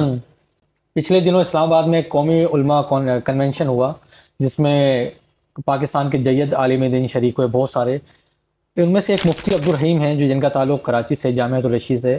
آپ کا میں نے ایک بیان دیکھا کہ آپ ان کو مفتی عبدالرحیم عسکری کہہ رہے تھے، کیا کسی عالم دین کے بارے میں، مفتی کے بارے میں اس طرح کی رائے دینا مناسب عمل ہے ایک عالم کی جانب سے؟ اوہ، آپ نے کیسا سوال! پاکستان کا ایک نام مبر مایا ناز تجزیہ نگار ہے حسن عسکری، تو عسکری برا نام؟ یہاں پہ آپ عسکری جس نیت سے کہہ رہے تھے، پروفیسر ہیں وہ، بالکل، مگر آپ نے تو اس نیت سے کہا، وہ تو سب کو پتہ ہے۔ نہیں میری نیت کیا ہے یہ تو اللہ کے علاوہ کوئی نہیں جان سکتا، بندے کی نیت کا تو نبی علیہ الصلوۃ والسلام کو بھی ادراک نہیں ہے، اللہ کے علاوہ کوئی نہیں جانتا بندے کی نیت ہے۔ میری نیت کیا تھی، اگر آگے اس کے علاوہ آپ نے وضاحت لینی ہے تو ابھی یہی مولوی ہے، اچھا یہ فکس مولوی ہے، یہ آپ دیکھ لیں، آپ نے جید عالم کہہ دیا، چلو ٹھیک ہے آپ کی بات مان لیتے ہیں۔ مفتی عبدالرحیم کریڈیبل ہے، کریڈیبل تو اور بہت سارے ہیں، مفتی تقی عثمانی بھی کریڈیبل ہے، بالکل، مفتی منیب الرحمان ہے، وہ بھی کریڈیبل ہے، اس کے علاوہ بھی بہت سارے پنجاب میں ہیں۔ یہ فکس ٹولہ ہے، یہ اس وقت تیار ہوا ہے، اکیلا طاہر اشرفی تھا جو سرکاری مفادات کے لیے مذہب کو استعمال کرتا تھا، سرکاری عسکری نیم عسکری مفادات کے لیے پاکستان میں استعمال ہوتا تھا، اور یہ وتیرہ رہا ہے اس سے پہلے ساری خلافتوں کو، عباسیہ ہوں، فاطمیہ ہوں، عثمانیہ ہوں یا مغلیہ ہوں، انہوں نے خاص ٹائپ کے مذہب نما لوگ رکھے ہوتے تھے جو ان کے حق میں ہر چیز کو صادر کرتے تھے، جائز کرا دیتے۔ اب دیکھیں پنجاب میں وزیر اعلیٰ نے اجلاس بلوایا، وہ 25-25 ہزار دینے کے لیے، مین پیج پہ یہی مفتی مولوی، جی ایچ کیو میں اجلاس ہوا، آئی ایس پی آر نے بلوایا، پختونخوا میں آپریشن کے لیے یہی مولوی، گورنر ہاؤس پشاور میں اجلاس ہوا یہی مولوی۔ پاکستان میں ان 10 مولوی کے علاوہ کوئی مولوی نہیں ہے۔ یہ کتنا بڑا ظلم کیا جا رہا ہے، ان کی طرف سے نہیں، ان کی طرف سے۔ یہ مراعات کی خاطر دین کا حلیہ، دین کو غلط استعمال کر رہے ہیں۔ اب مجھے آپ بتائیں، مسئلہ ہے وادی طیرہ میں، وزیرستان میں، مالاکنڈ میں، سوات میں، اور آپ کے کراچی گلشن معمار سے مفتی اٹھ کر جا کر فتویٰ دیتا ہے کہ ان کو مار دو۔ کون سا مفتی؟ کوئی بھی ہو، لاہور سے اٹھتا ہے، ساہیوال سے اٹھتا ہے، پنڈی سے لیتے ہیں، وہ پیر نقیب الرحمان صاحب ہیں، یا ضیاء اللہ شاہ یا طاہر اشرفی یا مفتی عبدالرحیم، یہی ہے نا، یا وہ مولانا راغب نعیمی یا عبدالخبیر اداد، یہ سرکاری عہدیدار ہیں منصب کے، اگر یہ ان کی ہیلو ہائی نہیں کریں گے منصب سے ہٹ جائیں مفتی عبدالرحیم کے پاس کون سا سرکاری عہدہ ہے؟ یہ میں آپ کو آخر میں بتا دوں گا کہ ان کے پاس کیا ہوتا ہے، پھر پہلے آپ نے نام جو لیا تھا نا وہی ہوتا ہے ان کے پاس۔ اچھا یہ کیسے حق پہنچتا ہے کہ گلستان جوہر میں آپریشن کرنا ہے، لوگوں کو مارنا ہے، اور جا کر پشاور کے مولوی سے رائے لی جائے؟ یہ کتنا بڑا پاکستان کے اندر یعنی گناہ کبیرہ کیا جا رہا ہے۔ پختونخوا میں علماء نہیں ہے، مدارس نہیں ہے، یہ جو مولانا سمیع الحق کا مدرسہ ہے، مفتی پوپل زئی ہے، اور بہت سارے نام ہیں مجھے نہیں یاد یا مجھے آتے نہیں ہیں، بہت سارے میں جانتا نہیں ہوں. ان علماء سے رائے کیوں نہیں لی جاتی کہ بھائی مالاکنڈ میں آپریشن کرنا ہے آپ رائے دو؟ لاہور سے طاہر اشرفی کو اٹھا کر کہا جاتا اچھا وہ اپنی مرضی کے ساتھ اس کے، کیونکہ یہ ان کے زیر سایہ لوگ ہیں، یہ ان کے خلاف بات کر نہیں سکتے، ان کی رائے کے اوپر رائے نہیں دے سکتے. یہ صرف یس سر لوگ ہیں. جو لوگ یہ کہہ سکتے ہیں کہ بیعت کی جا سکتی ہے، تو وہ آگے ان سے آپ کیا توقع رکھتے ہیں کہ وہ کہیں گے کہ نہیں ہمارے مسلمان بھائی کا خون نہیں گراؤ؟ نہیں سر، یہی وہی لوگ تھے جنہوں نے. اچھا آپ آگے دیکھیں، وادی طیرہ میں ابھی آپریشن ہو رہا ہے، مارنے والے دہشت گرد بھی پٹھان ہی ہیں، مرنے والے بھی پٹھان ہیں، اور ادھر سے مارنے والے ان مفتیوں کے ہاتھوں پہ جا گئے. یہ ان کو خوراک دیتے ہیں اور یہ جا کر آپریشن کرتے ہیں. اگر یہ وہاں ٹوک دیں کہ ہمیں وہاں بھیجو، ہم مذاکرات کرتے ہیں، ہم معاملے کو سالو کرتے ہیں، کیا مسئلہ ہے؟ تو نہیں ہو سکتا یہ مسئلہ حل. یہ دہشت گردی پاکستان میں خدا برباد کرے بش کو، یہ لفظ اس نے ایجاد کیا ہے، اور اس کے بعد یہ پاکستان کے ہاتھ میں گویا سونے کی چڑیا آ گئی ہے. امریکہ سے دہشت گردی ختم ہو گئی، افغانستان سے ختم ہو گئی، دنیا سے دہشت گردی ختم ہو گئی. یہ ہم نے ایسی سونے کی چڑیا سمجھی ہے کہ ہم نے پکڑی ہوئی ہے، جب ہم نے کسی کو فنا کرنا ہوتا ہے اس علاقے میں دہشت گردوں کا الزام لگا دیتے. دہشت گرد حملے اسلام آباد میں بھی ہوا، ابھی پچھلے دنوں ہائی کورٹ میں ہوا اسلام آباد کے. تو آپریشن کیوں نہیں کرتے ہو اسلام آباد میں؟ وہاں جا کے آپریشن کرتے ہو. پھر یہ اتنا بڑا فتنہ ہے یہ بیان بازی میڈیا پہ. حملہ ہوتا ہے اسلام آباد میں، کہتے ہیں جی یہ حملہ کرنے والا بارڈر سے آیا ہے. بارڈر سے لے کر اسلام آباد تک ہماری کوئی آرمی ڈپلائی نہیں ہے، کوئی فوجی کھڑا نہیں، کوئی پولیس والا کھڑا نہیں، کوئی فورسز والا کھڑا نہیں. تو سلامتی کے ادارے کہاں ہیں؟ یہ دھوکہ، یہ مٹی ڈالی جا رہی ہے لوگوں کی آنکھوں میں. ایک انٹیلیجنس فیلئر نام کی کدھر ہے وہ انٹیلیجنس؟ کوئی چیز فیلئر ہو سکتا ہے. کوئی فیلئر. یہ کامیاب کب ہوا انٹیلیجنس؟ لاہور میں دھماکے نہیں ہوئے، کراچی میں دھماکے نہیں ہوئے. کدھر ہے وہ انٹیلیجنس فیلئر اور انٹیلیجنس سکسیس؟ نہیں تو پھر آپ کیا سمجھتے ہیں ٹی ٹی پی کے خلاف آپریشن نہیں ہونا چاہیے؟ ٹی ٹی پی کی تو ختم ہو گئی، اس کا وجود ہی ختم ہے. یہ تو ہم نے کاغذوں میں لفظوں میں کھڑا کیا ہوا. تو یہ مفتی نور ملی مسعود کون ہے پھر؟ کدھر ہے یہ؟ ادھر یہ تو افغانستان، آپ نے کابل میں مار دیا ہے. افغانستان میں بیٹھ کے آپ کے ڈی جی صاحب نے بیان دیا کہ ہم نے کابل میں مار دیا ہے. وہ مرے گا نہیں؟ وہ ہر دوسرے ہفتے کھڑا کر لیتے ہیں. اب نور ولی مسعود کدھر ہے وہ؟ نور نہیں، اب آپ دیکھو میڈیا پہ نہیں ہے خبریں، مارا ہے نا انہوں نے، وہ ہوئے تھے تو پھر زندہ کیوں کر لیا؟ پر تصدیق تو نہیں ہو سکتی. نہیں تو آپ نے مار دیا نا، تصدیق کس سے کروانی؟ جب مر گیا تو تصدیق کون کرے گا؟ ان کے تو کنٹرول میں نہیں ہے. وہ تو طالبان، جو افغان طالبان ہے، وہ تو کہتے ہیں ہم نے تو منع کر دیا. انہوں نے تو علماء نے جرگہ کر کے پورا فتویٰ جاری کیا پاکستان میں دہشت گردی نہیں کی جائے. یہ کون لوگ ہیں جو یہاں دہشت گردی کرتے ہیں؟ یہ ٹی ٹی پی نہیں ہے آپ سمجھتے ہیں؟ ٹی ٹی پی کہاں ہے؟ داعش کہاں ہے؟ یہی کے پی کے کی بات ہو رہی ہے کہ وہاں پہ ٹی ٹی پی نہیں ہے. یار کچھ بھی نہیں ہے. اچھا ہاں، تو یہ ہمارے جو سیکورٹی کے جوان شہید ہو رہے ہیں آئے روز، یہ کیا سارا؟ یہ وہاں جب لڑائی جاری رہتی ہے نا تو آخر کوئی نہ کوئی وہاں سے تو آگے مزاحمت تو کرے گا. اگر یہ صلح کی طرف جائیں، اصلاح کی طرف جائیں تو سارے معاملے حل ہو سکتے ہیں. جن مولوی سے پشاور گورنر ہاؤس میں جا کر یہ رائے لیتے ہیں اور فتویٰ لیتے ہیں، ان کو وہاں کیوں نہیں بھیجتے وزیرستان میں؟ فوجی جا رہے ہیں نا وہاں پہ، شہید ہو رہے ہیں نا، پورے رجمنٹ جا رہی ہے، تو ان کے ساتھ 10-15 علماء کو بھیجیں جو سمجھتے ہیں کہ مسئلہ حل ہونا چاہیے، تو مسئلہ حل ہو جائے گا. مذاکرات تو ہوئے ہیں پہلے بھی، کافی دفعہ مذاکرات ہوئے، مگر کامیاب نہیں ہو پاتے. ہر دفعہ آپریشن کی طرف جانا پڑتا ہے. وہ کہتے ہیں کہ ہم شریعت نافذ کریں گے. وہ تو الزام لگا رہے ہیں کہ یہ ہمارے ووٹ خراب کرنے کے لیے، اور معدنیات کا مسئلہ، پھر اس کا کیا حل کریں گے؟ یہ کون الزام لگا رہے ہیں؟ ایم ایل ولی خان؟ نہیں، وہ کے پی کے والے. اچھا، ہاں، ہمارے ووٹ تو رہے، ہمارے شہریوں کو مار رہے ہیں. بھائی دہشت گردی انٹیلیجنس ذرائع سے ختم ہوتی ہے، یا تو پھر جنگ مسلط کرو، اگر اس میں بھی ناکامی ہوتی ہے تو پھر ایٹم بم مارو اور اس علاقے کو بھسم کر دو اپنے علاقے پہ. تو اور کیا کر رہے ہو؟ ابھی بندوں کو مار رہے ہو، بچوں کو مار رہے ہو. اس دہشت گردی میں جو اجتماعی نقصان ہو رہا ہے وہاں پہ، انسان، بچے مر رہے ہیں، عورتیں مر رہی ہیں، بوڑھے مر رہے ہیں، وہ دہشت گرد ہیں. شاید ان کی طرف سے مر رہے ہوں. اچھا آپ نے 40 سال لگا دیے، آپ سے دہشت گردی نہیں ختم ہو رہی؟ یہ کیا چکر چلا رکھا ہے؟ کسی فنش اینڈ فائنل کی طرف کیوں نہیں جاتے ہو؟ یہ ساتھ ساتھ کھیل جاری رکھنا ہے، اس کو ختم کرنا ہے. تو پھر اس کا طریقہ یہی ہے، جو آپ اپنی حمایت میں فتوے لیتے ہو نا، ان کو دونوں کے بیچ میں بٹھاؤ. اس کا کاؤنٹر سوال یہ ہو سکتا ہے کہ انڈیا میں بھی تو اتنے سالوں سے دہشت گردی نہیں ختم ہوئی، تو وہاں پہ بھی کیا ریاست خود ملوث ہے؟ وہاں کی فوج خود ملوث ہے؟ وہاں کہاں دہشت گردی؟ آئے روز انڈیا میں دھماکے ہوتے رہتے کہاں ہیں. ہوئے؟ دلی میں ابھی اس دفعہ دھماکے ہوئے، اس سے پہلے وہ پہلگام واقعہ ہوا، تو کتنے واقعے ہو چکے ہیں انڈیا وہ میں. تو پاکستان پہ الزام ہاں لگاتے تو وہی تو کہہ رہا ہوں، وہاں پہ بھی تو دہشت گردی ہو ہیں. رہی ہم ہے. تو طالبان پہ لگاتے ہیں، ہم تو افغانستان ہندوستان پہ نہیں لگاتے الزام. ہم تو کہتے ہیں طالبان ہے، ہم بھی تو لگاتے ٹی ٹی پی ہیں. ہے. ان کی پشت پناہی تو انڈیا کر رہا ہے اور افغانستان کر رہا ہے. ہم بھی الزام لگاتے ہیں کھل کر. تو جنرل ضیاء الحق نے جو اتنا کیا تھا، وہ اس کو پھر کہو کہ اس نے غلط کیا. جو پورا طالبان سسٹم شروع کیا، ہوں مجاہدین کو بنا کر پیش کیے، اور یہ اقرار بھی کر رہے ہیں ان کے لوگ ہوں کہ ہم نے افغانستان کو روس سے جان چھڑائی، سب کچھ کیا. ہوں جب وہ وہاں سے فارغ ہوئے روس کو نکالنے کے بعد واپس آنے لگے تو آپ نے امریکہ مسلط کر کے دشمن بنا لیے پرویز مشرف نے. دہشت گردی تو بیج تو اس نے ڈالا نا، صحیح. یہ پرویز مشرف نے مشرف. کولن پاول کے کہنے وہاں سے. سے زیادہ بالکل. اور یہ بھی جرنیل تھا، ہوں پاکستان توڑنے والا بھی جرنیل تھا، یحییٰ خان. ہوں تو قوم کہاں جائے؟ ہم کیا رائے دیں اس میں؟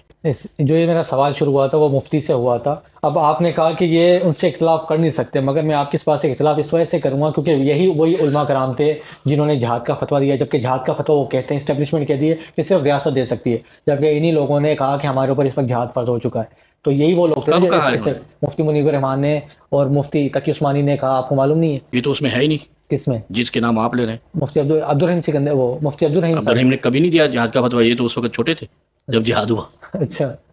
ان سے کسی نے پوچھا ہی نہیں ہے. ہوں یہ اس وقت تو گم شدہ راہوں پہ تھے. یہ تو اب آگے آئے ہیں نا طاہر اشرفی اور یہ اور سارے. جب جنرل ضیاء کے دور میں جہاد شروع ہوا، جہاد کے فتوے جاری ہوئے، تو یہ تو تھے ہی نہیں لوگ ہوں جو آج کل مین پیج پہ. جن مفتیوں نے، جن علماء کرام نے فتوے جہاد کے دیے، آج وہ ان کے ساتھ نہیں ہے، کوئی ایک بھی نہیں ہے ان کے ساتھ. سر ان کو جو میں نے ان کے بارے میں بیانات سنے اور جتنا میں نے ان کے بارے میں نے معلومات اکٹھی کی ہے مفتی عبدالرحیم کے بارے میں. آپ سارا انٹرویو اب انہیں پہ کرنا ہے. نہیں سر، یہ آخری سوال کر لیں پھر آگے چلتے ہیں.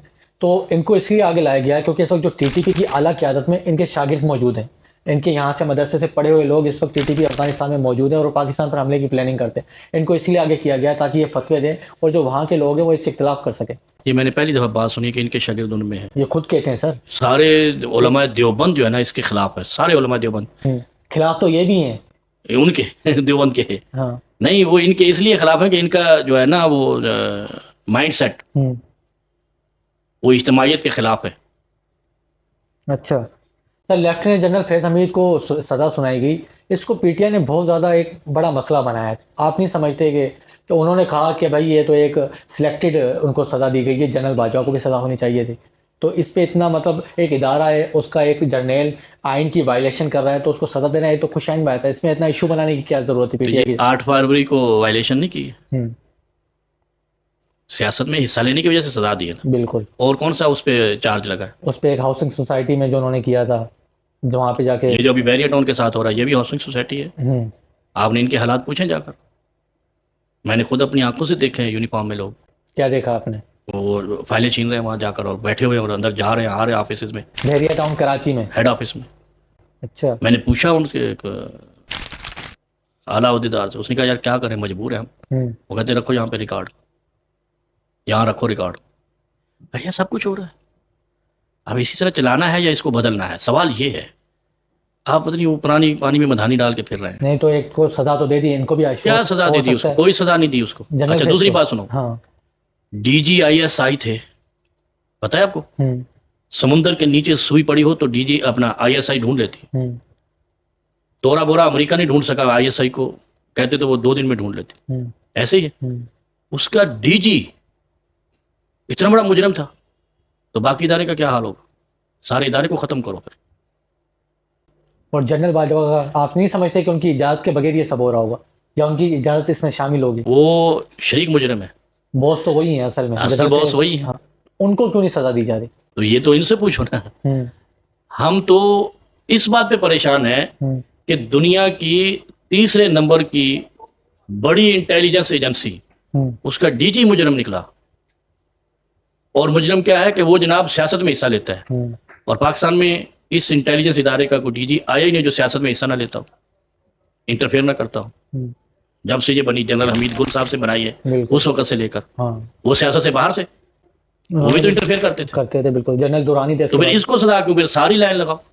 ان کے اوپر تو 8-10 اور آپ کے جنرل ندیم انجم ابھی ہیں میرے خیال آن ڈیوٹی ہیں، انہوں نے پریس کانفرنس نہیں کی ڈی جی صاحب کے افتخار بابر صاحب کے ساتھ بیٹھ کر. وہ سیاست میں انوالومنٹ نہیں تھی. ابھی جو ڈی جی صاحب ہیں ان کی عاصم ملک، لیفٹیننٹ جنرل عاصم ملک، نہیں وہ نہیں، یہ جو D G I S P R مکمل پریس کانفرنس عمران خان کو مجرم ثابت کرنے پہ کرتے ہیں.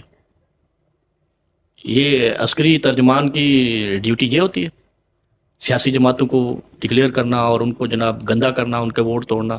ایک بار تو میں نے پریس کانفرنس تھوڑی سی دیکھی تو مجھے تو احساس ہوا کہ یہ پی ٹی آئی کے ووٹ توڑ کر نون لیگ کے ووٹ مانگ رہے ہیں. اس قدر واضح اور واشگاف الفاظ میں سپورٹ کرنا، اس سے نقصان ہوتا ہے. کہا جاتا ہے جس کہ کا کام اسی کو ساجے، سیاست دانوں کو ساجے ہوں، اور لڑائی فوج کو ساجے، ملک کی داخلی سلامتی پولیس کو ساجے. تو یہ کیا کر رہے ہیں؟ وہ کہہ رہے ہیں فوج جواب دینے ایک کے آدمی لیے نے کامرس کی تعلیم حاصل نہیں کی، وہ بینک مینیجر بن جائے گا؟ ہوں، بن جائے گا. نہیں جس نے بنے کامرس کی تعلیم نہیں کی کام اور یہ کیا سی اے نہیں کیا، اے سی سی اے نہیں کیا، تو اس کو آپ بینک مینیجر نہیں لگاتے. ہوں، لیکن آپ کے ملک کا چیف ایگزیکٹو پرویز مشرف بن جاتا ہے، جس نے انٹر تعلیم حاصل کر کے فوج جوائن کی ہوتی ہے. تو یہیں سے تو بیڑے غرق ہوتے ہیں. ایک انجینئر کے علاوہ بلڈنگ کا نقشہ کون بنا سکتا ہے؟ ڈاکٹر نہیں بنا سکتا ہوں، یا مولوی نہیں بنا سکتا. تو پھر یہ کیسے ہو سکتا ہے کہ ایک کو تربیت ہی پوری کی پوری محاذ پہ لڑائی کی دی گئی ہے اور اس کو آپ جناب وزیر اعظم بنا دیں، اس کو آپ صدر بنا دیں؟ یہ کیسے ہوگا؟ ان اصل میں ہمارے ملک کی جو خرابی ہے نا آج، ہوں، اور جو تباہی جاری ہے معیشت میں اور حالات میں اور معاشرتی، اس کے پیچھے راز ہی یہ ہے کہ جس کو جو کام دیا جاتا ہے اس سے وہ ہوتا نہیں، دوسرے کو جا کے ٹانگ اڑا دیتا ہے. ہوں. اور یہی ہو رہا ہے. سر وہ یہ کہتے ہیں کہ فوج جواب دینے کے لیے اس لیے مجبور ہوئی کیونکہ پی ٹی آئی کی جانب سے ایک منظم مہم چلائی جا رہی تھی ان کے چیف کے بارے میں، اور یہاں تک کہ عمران خان نے انہیں نفسیاتی مریض تک کہا. بدلے میں انہوں نے کہہ دیا بات ختم ہو گئی. ہاں، یہی بات اور یہی کام ٹکراؤ کرنا. انہوں نے یہی کہا کہ ہم اس لیے جواب دینے پر مجبور ہوئے. سر میں آپ کا ایک بیان سن رہا تھا میری نظر کے سامنے یار آپ نے میرا سب کچھ ہی سنا ہے. ہاں، جس میں آپ نے کہا کہ عمران خان کا اس وقت ساتھ دینا جہاد ہے. وہ کس طرح جہاد ہے سر، عمران خان کا اس وقت ساتھ دینا؟ یہ تازہ سنا ہے یا پرانا ہے؟ سر یہ تازہ ہی سنا ہے میں نے، جب میں آپ کے بارے میں ریسرچ کر رہا تھا تو یہ بیان میرے سامنے سے گزرا. نہیں، ایک بیان میرا اس وقت کا ہے جب رجیم چینج کے معاملات چل رہے تھے. ہوں، ایک بیان ابھی کا ہے جب کہا گیا کہ جہاد کا فتویٰ ریاست دے سکتی ہے. بالکل. ریاست کون ہوتی ہے؟ جہاد کا فتویٰ مفتیان ہی دیتے ہیں. ہوں، اور جہاد کے فتوے کی ضرورت نہیں ہوتی جب محاذ جنگ لگتا ہے. جو فوج کے ادارے ہوتے ہیں نا، یہ فتوے کے پابند نہیں ہوتے، چیف کے آرڈر کے پابند ہوتے ہیں اور چیف وزیر اعظم کا پابند ہوتا ہے. یہ پتہ نہیں کس نے سمجھا دیا ہے ہمارے بڑوں کو کہ جناب جہاد کا فتویٰ ریاست دے گی. آپ کی انڈیا سے جنگ لگ گئی ابھی 10 مئی کو، ہوں، تو فتوے کی ضرورت تھی؟ نہیں تو پھر وہ کون سا فتویٰ ہے جو ریاست دے گی؟ یہ بلنڈر ہے، بلنڈر. ایک بات جیسے وہ کہا نا، جس دن انہوں نے اختیار لینا تھا کہا پاکستان اونچی اڑان اڑے گا، اور وہ سارے جہاز بچ گئے، عارف حبیبی نے لے لیے، ہوں، اڑ گیا پاکستان. ایسے ہی یہ بات بھائی، آپ کی جنگ لگ جائے امریکہ سے، انڈیا زیادہ مثال موجود ہے نا، انڈیا سے جنگ تھی، فتویٰ مانگا انہوں نے کسی سے؟ ہوں، جہاد کا ریاست کو فتویٰ کوئی بھی نہیں دیتا. ریاست کی جو فوج بنائی جاتی ہے وہ فتوے کی پابند نہیں ہوتی، آرڈر کی پابند ہوتی ہے، اور وہ ملک کا حکمران دیتا ہے. اب جو کہہ رہے ہیں آپ کہ عمران خان کا ساتھ دینا جہاد ہے، ایک تو یہ سمجھ گئے نا آپ، ہاں، جنگ کے لیے فتوے کی ضرورت نہیں ہے. آپ کا دشمن نے آپ کو ٹچ کیا، آپ لڑ جاؤ. صحیح. فوج کو تربیت بھی یہ ہے، ہوں، اور ہماری فوج کی تربیت بھی دنیا کی بہترین فوجوں والی ہے. پروفیشنل. اصل میں مسئلہ یہ ہے کہ ہمارے ہاں جو سربراہ آتے ہیں نا، یہ جنرل حمید گل نے کہا تھا کہ ہمارا جنرل امریکہ کی مرضی کے بغیر نہیں بن سکتا. میں نہیں کہتا ہوں، یہ ان کے الفاظ ہیں، اور یہ بات ثابت ہو گئی وقت کے ساتھ ساتھ. صحیح. اور یہ آپ بھی تصدیق کریں گے، معاشرہ بھی، اور سب تصدیق کرتے ہیں کہ یہ مجبوری ہے. ہوں، جو فوج ہے نا، اس کے اندر جو لائلٹی ہے نا پاکستان کی، وہ کلمہ پڑھ کے شہادت کا درجہ رکھتے ہیں، وہ ادھر ادھر نہیں دیکھتے. اور میں نے بہت سارے لوگوں کو ملا ہوں، میرا اپنا بھی آدھا خاندان فوج میں ہے. ہوں، یہ جو اندرونی جنگ میں شہادتیں پاتے ہیں نا یا قتل ہوتے ہیں، ہوں، وہ اس پہ پشیمان ہے کہ ہم سے مسلمان مرتے ہیں. ہم نہیں چاہتے، ہم چاہتے ہیں کہ معاملات حل ہوں، لیکن یہ ہم نے نہیں حل کرنے. فوجی یہ کہتے ہیں، ہوں، فوجیوں نے معاملہ نہیں حل کرنا ہوتا. یہ بھی بات ذہن میں رکھیں، فوج نے صرف لڑنا ہوتا ہے، شوٹ کرنا ہوتا ہے. وہ یہ چاہتے ہیں، پاکستان کی فوج بھی یہ چاہتی ہے کہ ہماری گولی سے ہمارا پاکستانی بھی اور مسلمان بھائی بھی نہیں مرنا چاہیے. یعنی پاکستانی میں کرسچن بھی آتے ہیں، ہندو بھی آتے ہیں، سب آتے ہیں. وہ کہتے ہیں ہم تو یہ چاہتے ہیں ہماری گولی سے یہ بھی نہیں مرے. ہوں، ہمارا دشمن، وہ جو بارڈر کا دشمن ہے نا، ہماری سرحدوں کا، جغرافیے کا، ہمارا دشمن وہ ہے، لیکن ہم مجبور ہیں. اس لیے وہ کہتے ہیں کہ ہمیں تو یہ فکر لاحق ہے کہ ہمارا کیا بنے گا. اب آپ نے کہا جی کہ عمران خان کے ساتھ دینا جہاد ہے. ہاں، دیکھو جی، یہ تو قرآن نے کہا ہے، وَالَّذِينَ جَاهَدُوا فِينَا لَنَهْدِيَنَّهُمْ سُبُلَنَا. یہی آیت پڑھی تھی اس میں نے. یہ کیا کہتی ہے آیت؟ یہ کہتی ہے کہ جس نے ہمارے راستے میں کوشش کی. یہ قتال والی آیت نہیں ہے، یہ ذہن میں رکھیں.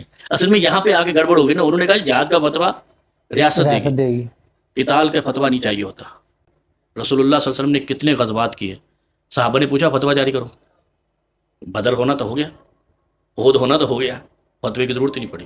دشمن سے مٹ بھیڑ ہوئی ہے, فتویٰ گیا, وہاں گولی اور تلوار چلتی ہے. یہ جو والذین جاہدوا فینا لنہدینہم سبلنا, یہ جو آیت ہے نا, یہ قتال کی نہیں ہے, یہ فتوے کی نہیں ہے, یہ کوشش کی ہے کہ جو شخص بھی معاشرے سے لاقانونیت کو, رشوت ستانی کو, برائی کو, فحاشی کو, اور اس طرح کے یہ جو 8 فروری کو ہوا, اس طرح کے کاموں کے خلاف کھڑا ہوگا, اس کا ساتھ دینا جہاد ہے. اور آپ کے معاشرے میں بدعنوانی ہے یا نہیں ہے, کرپشن ہے یا نہیں ہے, برائی ہے یا نہیں ہے, فحاشی ہے یا نہیں ہے, اور یعنی حق غصب کرنے کا ایک پورا پیٹرن پاکستان بنا ہوا ہے, یہ ہے یا نہیں, تو ان کے خلاف کھڑا ہونے والے کا ساتھ دینا قرآن کے روح سے جہاد ہے. اس صورت میں آپ کہہ رہے ہیں کہ عمران خان کا ساتھ دینا جہاد ہے. اچھا, اس کا کیا ہے, وہ کیا کہتا ہے کہ میں یہودیوں کی, امریکیوں کی غلامی نہیں کروں گا, کرپشن ختم کروں گا, اور کیا ہے اس کا. اس نے جو بیان دیا تھا کہ پاکستان میں جو یہ جو اکثر کیسز آتے ہیں سیکس کے, یہ پتہ نہیں کیا, فحاشی کے یا اس طرح کے, اگر عورتیں پردہ کرنے لگ جائیں تو یہ نہ ہوں, مناسب لباس پہنے, اس کے اوپر آپ نے دیکھا کتنا واویلا ہوا کہ یہ مذہبی شدت پسند ہو گیا. تو اس میں عمران خان کا ساتھ دینا جہاد نہیں ہے. عمران خان کیا ہے یہ نہیں مجھے پتا ہے, لیکن جو اس کا قول و قرار ہے وہ اسلامی روح سے ٹھیک ہے. بددیانتی, آپ کو شاید یہ علم ہوگا کہ ایک رسی چرانے والے کو خلیفہ وقت نے کہا تھا اس کی گردن اتار دو. آپ کو یاد ہے نا, حضرت عمر فاروق نے اس کی گردن اتارنے کا فیصلہ کیا تھا, جس نے مال غنیمت سے رسی اٹھا لی. یہ جو قومی خزانہ ہوتا ہے یہ قوم کا مال ہوتا ہے, اس میں اٹھا کر آپ پاناما لے جائیں, سوئٹزرلینڈ لے جائیں, دبئی لے جائیں, اور جناب لندن لے جائیں, تو اسلام تو کہتا ہے ان کی گردن اتار دو. نبی علیہ الصلوۃ والسلام نے فرمایا کہ المال والبنون, یہ جو مال ہے نا یہ فتنہ ہے میری امت کا, اور اس فتنے میں ہم مبتلا ہیں. پاکستان میں ہمارے اوپر ٹیکس لگتے ہیں, لندن میں جائیدادیں بنتی ہیں, ابھی بھی جہاد نہیں ہے, تو جہاد کب ہوگا؟ نہیں, اس طرح کے الزامات تو آپ کی حکومت پہ بھی لگتے رہے کہ انہوں نے جو جہانگیر ترین مال بناتے رہے, علیم خان بناتے رہے, اور خسرو بختیار تھے وہ مال بناتے رہے, تو آپ کے دور میں بھی تو وہ کرپشن کرتے رہے. ان کو نکال دیا, پتہ چلا نا انہوں نے برائی کی ہے, نکال دیا, بات ختم ہو گئی. اب یہ سوال بنتا ہی نہیں. اب انہی کی گود میں جو الزام لگاتے تھے, یعنی چور چوروں کے ساتھ جا ملے. صحیح. جب صاحب کے پاس آئے, صاحب کو پتہ چلا یہ چور ہے, اس نے بھگا دیے, چوروں کے ساتھ مل گئے. تو اس کا مطلب یہ بات آپ کا سوال سے کنفرم ہو گئی کہ یہ چور پارٹیاں ہیں. ان کے جو محبوب لوگ ہیں, جیسے کہتے ہیں محبوب مشغلہ ہے, وہ چوروں کو پناہ دینا ہے. صحیح. سر, پچھلے دنوں تحریک لبیک کے ساتھ جو ہوا, ان کے اوپر پابندی لگی اور مرید کے میں انہوں کے مطابق ان کے کئی سینکڑوں کارکنان مارے گئے.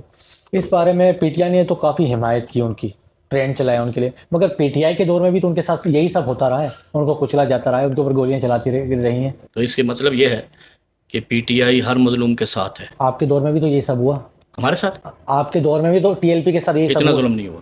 اچھا. دیکھو, آپ جمہوری حق استعمال کرتے ہیں نا, تو جو اقتدار میں ہوتا ہے وہ بھی جمہوری دفاع کرتا ہے, یہ ہونا چاہیے. لیکن یہ گاڑیوں کے نیچے کچل دینا, گولیاں اندھا دھند چلا دینا, اور ان گنت لوگوں کو مار دینا, یہ تو بادشاہت میں بھی نہیں ہوتا, آمریت میں بھی ایسا نہیں ہوا. جو مرید کے میں ہوا ہے نا, یہ میرا خیال ہے اس خطے کی تاریخ میں ایسا نہیں ہوا. وہ کوئی جنگی لوگ نہیں تھے, حالانکہ میرا ان سے عقیدے کا فرق ہے, مسلک کا فرق ہے, سب ہے, نظریاتی اختلاف بھی ہے, سیاسی اختلاف بھی ہے. ان کا یہ طریقہ کار ہی درست نہیں تھا, لیکن یہ طریقہ کار درست تھا کہ ان کو کچل دو اس طریقے سے. مسلمان نہیں تھے, پاکستانی نہیں تھے. اچھا, وہ جس نظریے سے نکلے تھے وہ جہاد کرنے نہیں نکلے تھے, قتال کرنے نہیں نکلے تھے, وہ تو ایک جمہوری احتجاج تھا, وہ آج بھی لوگ کر رہے ہیں. کیا پیپلز پارٹی کے لوگوں نے احتجاج نہیں کیا؟ کراچی سے لے کر اسلام آباد تک کانپے ٹانگیں تھیں, ان کی تو زبانیں کانپنے لگ گئی تھیں, اتنا انہوں نے احتجاج کیا. پھر مولانا فضل الرحمان صاحب نے احتجاج نہیں کیا, یہ پیر بدائی راولپنڈی میں دھرنا دیے بیٹھے رہے. تو عمران خان نے سہولیات دی تھی کہ نہیں دی تھی؟ بجائے اس کے کہ اگر آپ سہولیات دیتے نا تو یہ پرامن طریقے سے منتشر ہو جاتے. اور ان کے اوپر جو پابندی لگی ٹی ایل پی, وہ کیا صحیح ہے, اور پابندی کو ختم کیا جانا چاہیے آپ کی رائے میں؟ نہیں, وہ مسلح جدوجہد نہیں کر رہے تھے, اس لیے پابندی نہیں لگنی چاہیے. اچھا. اصل میں ان کو بنایا بھی نون لیگ نے تھا. میں آپ کو ایک بات بتاؤں, نون لیگ نے بنایا, ٹی ایل نے عمران خان کے خلاف کھڑی ہوئی تھی. آپ کو اس سے پہلے نون لیگ کے خلاف کھڑی ہوئی تھی سر. 2017 में जो उस वक्त बनी नहीं थी। नहीं खूब भाई इनके तो वजूद ही 5 साल चला है किन का टीएलपी का। नहीं टीएलपी ने सबसे पहले जो धरने दिए वो नून लीग के खिलाफ दिए, और जो एक सिख कादियानियों की जो एक सिख थी उस पर तरमीम हुई थी तो वजीर कानून से इस्तीफा लिया था। उस वक्त खादिम हुसैन रिजवी भी जिंदा थे, ये 2017 की बात कर रहा हूँ। तो ये उनका तो ये दावा है कि नून लीग का वोट बैंक तोड़ने के लिए इनको बनाया गया टीएलपी को। तो उन्होंने उनके कमर ही तोड़ दी बात खत्म कर दी उन्होंने। सर अब हम अपनी पॉडकास्ट को इख्तिताम की तरफ लेकर चलते हैं। आखिरी सवाल मेरा कुछ मजहबी टाइप के, क्योंकि आप एक आलिम दीन भी हैं। सर तलाक के बारे में जो आपका मकतबा फ़िक्र है अहले हदीस, तो मैंने बहुत सारे जो बरेलवी हजरात हैं या दूसरे मकतब फ़िक्र के लोग को देखा, जब तलाक हो जाती है तो वो आपके पास आते हैं ताकि थोड़ी बहुत गुंजाइश निकल जाए। इस्लाम में सबसे पहले तो आप ये बताइए कि तलाक देने का सबसे सही तरीका क्या है? जो शरई तलाक है ना वो एकदम हो ही नहीं सकती।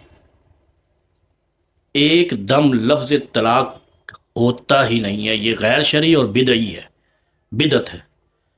इस्लाम ने घर उजाड़ने में जल्दबाजी नहीं की है। तलाक के लिए 3 महीने की मुद्दत रखी है। इसको शरई ज़ुबान में 3 तोहर कहते हैं। एक तलाक आप देंगे, 1 महीना आप इंतज़ार करेंगे दूसरी तलाक देने के लिए, जो कुरान ने भी कहा अत-तलाक़ु मर्रतान, और जो हदीस में भी आया है। जो तरीक़ा नबी अलैहिस्सलातु वस्सलाम के दौर में, सैयदना अबू बकर सिद्दीक़ रज़ियल्लाहु अन्हु के दौर में और हज़रत उमर रज़ियल्लाहु अन्हु के दौर में, इब्तदाई दौर में राइज था, जो उसके बाद हज़रत उस्मान रज़ियल्लाहु अन्हु के दौर में भी, हज़रत अली के दौर में भी राइज रहा। तलाक 3 महीने में होती है। एक बार तलाक कहना तलाक बिदई है, गैर शरई है। 3 महीने के अंदर, आज भी पाकिस्तान के आइली कवानीन के अंदर आप जब नोटिस भेजते हैं 3 महीने की उसमें डेट अलग अलग डालते हैं, तब जाके रियासत पाकिस्तान उस तलाक को कन्फर्म करती है। ये पाकिस्तान में तलाक का जो तरीक़ाकार है रियासती यानी सरकारी और शरीयत इस्लाम का तरीक़ाकार, ये बिल्कुल एक है। अब रह गया आपका सवाल कि वो कौन से लोग कहते हैं। दूसरे फ़िरक़ों के लोगों को मैंने देखा है कि वो गुंजाइश निकलवाने के लिए आपके पास आया था। अच्छा, वो ये थी कि ये थोड़ा सा मामला सिर्फ 2 साल की मुद्दत में इस्लाम में आया है। उसके बाद जब फ़िरके वजूद में आए तो इसको पकड़ लिया गया, कुछ लोगों ने अपना मखसूस निशान बना लिया। सैयदना उमर फ़ारूक रज़ियल्लाहु अन्हु के दौर में 2 साल की मुद्दत में ये आर्डीनेंस जारी हुआ था, और आपको ये इल्म होगा कि आर्डीनेंस महदूद मुद्दत के लिए होता है। आज भी आर्डीनेंस जो होता है 6 महीने की मुद्दत के लिए पाकिस्तान के कानून में होता है, उसके बाद वो ख़त्म हो जाता है या फिर उसको असम्बली पास करे, ऐसे ही है ना, फिर कानून बन जाता है। और अगर असम्बली उसको इंडोज ना करे तो वो ख़त्म हो जाता है। ये आर्डीनेंस था, इस वजह से था कि हज़रत उमर फ़ारूक रज़ियल्लाहु अन्हु के पास इस तरह के कई मुकदमात ऐसे आए, तलाक दे दी इन्होंने। तलाक दे के जब उसके ऊपर पूछा जाता, कहता नहीं मैंने तो 1 दी है, नहीं मैंने 1 दी है। हज़रत उमर ने कहा ये तुम लोगों ने तलाक को मजाक बना लिया है, लिहाजा अब जिसने तलाक दी वो कन्फर्म हो जाएगी। 1 तलाक में ही नहीं, 3 बार, अगर मैंने 3 दफ़ा बोल दिया तो तलाक हो जाएगी। वो कहते थे कि हमने जो है ना 3 बार बोल दिया है, तलाक हो गई। और इस्लाम कहता है कि एक मजलिस की तलाक जो है ना वो 3 हो या 300 हो, एक ही काउंट होगी, एक ही अकाउंट होगी। अब वो जब इनके पास इनका डन, अब जो मेरे पास केस आएगा ना, वो जिसने 1 बार भी बोला होगा ना, एक मजलिस में बोला होगा ना 3 दफ़ा, वो 3 दफ़ा या 6 दफ़ा वो डन हो जाएगा, वो रुक गए, लोग रुक गए। मजाक को, इसको लोगों को क्या करते थे, इधर से छोड़ा और उधर शादी कर। कुछ मामला आज भी चलते हैं ऐसे, अरबों में ऐसा कुछ है कि वो छोड़ के घर देते हैं और उसके बाद अगली शादी करते हैं। जब हज़रत उमर फ़ारूक ने ये सख्ती की तो ये मामला दोबारा उसी तरफ आ गए। फिर जो हज़रत उस्मान गनी का दौर आया उसमें फिर यही कानून लागू हो गया। हज़रत उस्मान के दौर में भी एक मजलिस की 3 तलाक को तलाक नहीं कहा गया, बल्कि एक ही अकाउंट हुआ। हज़रत अली के दौर में भी यही हुआ। अच्छा, आपकी बात से मैं जितना अखज़ कर पाया हूँ कि जो ये गुस्से में 3 दफ़ा तलाक दी जाती है, तो ये तलाक अमूमी तौर पर इस्लाम की रूह से नहीं होती, क्या इसी तरह यही अमल है? ये एक होती है, वो भी अगर 3 महीने के अंदर अंदर रुजू ना किया जाए। आपने एक ही दफ़ा में, अच्छा तलाक देन में रख लो, अक्सर लोग गुस्से में दे दे, मोहब्बत में तो कोई भी नहीं देता, बिल्कुल गुस्से में ही ये चीज़ वारद होती है। और अगर एक ही बार में उसने स्पीड में काफ़ी दफ़ा बोल दिया है, अगर वो 3 महीने के अंदर रुजू नहीं करता है और ये एक ही दफ़ा उसने बोला हुआ, यानी 3 दफ़ा या 4 दफ़ा या 5 दफ़ा बोला, लेकिन एक ही मजलिस में, एक ही लम्हे में, तो ये एक फिर डन हो जाएगी। अच्छा, अगर उसने रुजू ना किया 3 महीने के अंदर, अगर उसने रुजू कर लिया तो ये खत्म हो जाएगी, एक खत्म नहीं होती। अच्छा, चीज़ जो आ गई है ना, ये अनमिट नकूश है। अच्छा, एक रहेगी, लेकिन रुजू होने के बाद वो पर्दा इख्फा में चली गई, मतलब वो गैर फ़ाल हो गई। अब अगर दूसरी देगा 10 साल बाद, 5 साल बाद, 3 साल बाद, 3 महीने बाद, तो फिर ये जागेगी تو یہ ایکٹیو ہو جائے گی، کتنی ہوگی؟ 2 ہو جائیں گی؟ پھر 2 ہو جائے گی، اچھا اور اگر اور نہیں دیتا ہے ہاں تو یہ ختم ہے۔ اچھا، ہاں تو یہ 3 دفعہ والا جو ٹرینڈ چلا ہوا ہے، جو ٹرینڈ چلا ہوا ہے دوسرے مکاتب فکر میں، تو یہ طلاق بیسیکلی ہوتی ہی نہیں ہے، اسی لیے آپ کے پاس مطلب لوگ 3 کیسے؟ میں نے غصے میں بول دیا طلاق ہے طلاق ہے طلاق ہے تو طلاق ہو گئی ہمارے، میں نے تو یہی چیز نہیں وہ دیکھی ایک ہمارے ہوئی، میں کہہ رہا ہوں نا ایک ہوئی، نہیں لیکن سر، وہ کہتے ہیں طلاق ہو گئی، کنفرم ہو گیا، نہیں بس نہیں، وہ حرام ہو گئی عورت۔ یہ بالکل، یہ اس جگہ پہ یہ ان کے بہت سارے، یہ جو لوگ اس چیز کو کہتے ہیں نا، بہت سارے لوگ اس سے رجوع کر چکے ہیں، اچھا اور پاکستان کے جو سپریم کورٹ کی جج نے ابھی فیصلہ بھی دے دیا ہے، یہ سارا بہانہ تھا، چکر تھا حلالے کا، اس پہ بین لگا دیا ہے سپریم کورٹ پاکستان۔ میرا اگلا سوال اسی سے ریلیٹڈ تھا کہ جب یہ غصے میں طلاق دیتے ہیں پھر اس کے بعد پھر سر پہ آ جاتی ہے یہ روٹی کون بنائے گا، پانی کون بھرے گا، پھر ان کو یاد آتا ہے کہ یار یہ تو بڑی غلطی ہو گئی، پھر یہ جاتے ہیں اس حرام چیز کی طرف۔ میں نے جتنا ریسرچ کیا اسلام کے بارے میں، اسلام میں تو حلالے کا کوئی کانسیپٹ ہے ہی کانسیپٹ نہیں، نہیں ہے۔ کانسیپٹ ہے ہی نہیں، یہ لوگوں نے بس اب غصے میں دے دی طلاق، اب وہ جا رہا ہے حلالے کی طرف، وہ فکس کر کے اپنی وائف کو ایک رات کے لیے کسی اور کے ساتھ اس کا نکاح کرواتا ہے، وہاں سے طلاق کرواتا ہے، اور پھر یہ حلالہ کروا کے وہ دوبارہ اس سے شادی کر لیتا ہے، جبکہ اچھا اسلام میں یہ فطرت کے خلاف ہے، یہ نبی علیہ السلام نے لعن اللہ المحلل و محلل لہ، حلالہ کرنے والے اور کروانے والے لعنت، دونوں پر لعنت ہے، اور یہ لعنت خریدتے ہیں۔ اور دوسری بات، قصور اس عورت کا کیا ہے؟ مرد کا بھی تو نہیں قصور ہے؟ بالکل چلو بھئی جھگڑا ہوا نا، ہاں دونوں میاں بیوی جھگڑے، اب اس کے پاس ایک اختیار تھا، اس نے استعمال کیا، جھگڑے کے بعد استعمال کیا یا محبت میں کیا؟ بالکل، تو جھگڑے میں دونوں مشترک ہیں، تو سزا دونوں کو ملنی چاہیے، عورت کو مل رہی ہے یہاں پہ، اور غیرت فروشی عورت کی کرتے ہیں اور مرد کو کچھ بھی سزا نہیں۔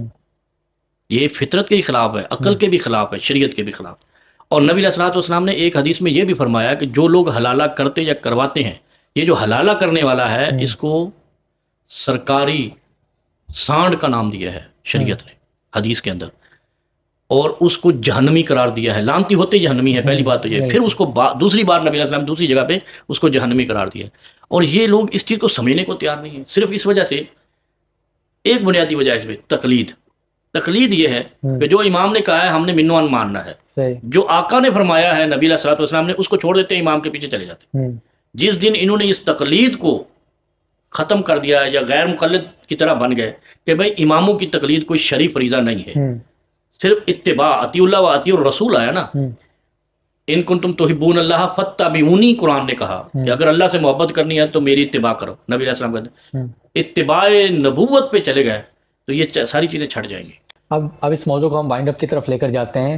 بیسیکلی میں جتنا اخذ کر پایا ہوں طلاق کے موضوع پر کہ میں نے طلاق دے دی، کسی نے بھی طلاق دی، 3 مہینے کے بعد وہ 1 طلاق ہو جائے گی، ٹھیک ہے، اس کے بعد میں 3 مہینے کے بعد دوبارہ طلاق دیتا ہوں، رجوع نہیں کرتا تو وہ 2 طلاق ہو جائے گی، اس کے بعد 6 مہینے کے بعد میں دوبارہ طلاق دیتا ہوں تو 3 طلاق ہو جائے گی۔ اب اگر میں اس سے دوبارہ نکاح کرنا چاہتا ہوں، اب کیا بتائیے، اب کیا سین بنے گا؟ اب کیوں کیا کرنا چاہتا ہے؟ اس لیے آپ نے تو 9 مہینے لگا، 9 مہینے کے بعد آپ نے 12 مہینے لگا دیا، 12 مہینے لگا دیے، جو مسئلہ آپ کا 12 مہینے میں حل نہیں ہوا اس کے بعد کیسے حل ہو گیا؟ نہیں مثال کے طور پہ کوئی کرنا چاہیے، یہ جو اگر مگر ہے نا، یہ شریعت میں نہیں چلتا۔ اچھا، ایک حدیث میں سنن ابی داؤد کی روایت ہے، نبی علیہ السلام نے فرمایا کہ جو کام لو سے شروع ہو، اگر سے، وہ شیطانی ہوتی ہے، اچھا، وہ فتنہ ہوتا ہے۔ یہ جو اگر ہے نا، اگر میں کرنا چاہتا ہوں بھائی 12 مہینے آپ نے لگا دیے سوچنے میں، اور شریعت نے آپ کو 3 مہینے دیے تھے سوچنے کے لیے، آپ نہیں سوچ سکے تو اب آپ اپنا کام کریں اور دوسرا کام کریں، دوسری شادی اب کریں۔ وہ دونوں ایک دوسرے پہ حرام ہو چکے، حرام ہو چکے جب آپ کو ٹائم مل چکا، 9 مہینے کا 12 ٹائم مہینے گین کرنے کے بعد آپ نے کیوں وہ کام حاصل نہیں کیا دوبارہ؟ جب ٹائم گزر گیا تو اب آپ کو خواہش آئی ہے، پھر آپ جائیں۔ بھائی فرعون نے توبہ کر لی تھی، پتہ ہے آپ کو، جب ڈوبنے لگا تھا، آمنت برب موسیٰ و ہارون کہہ دیا تھا، سنا ہے نا یہ علماء سے، جی جی، لیکن اس وقت ٹائم اس کو ملا تھا، ٹائم گین کیا اس نے، توبہ نہیں کی۔ جب ڈوبنے لگا تو کہتا میں رب کو مانتا ہوں، رب نے کہا اب تو چلے گی نہیں، تو یہ ٹائم دیا تھا، موسیٰ علیہ السلام نے سمجھایا تھا۔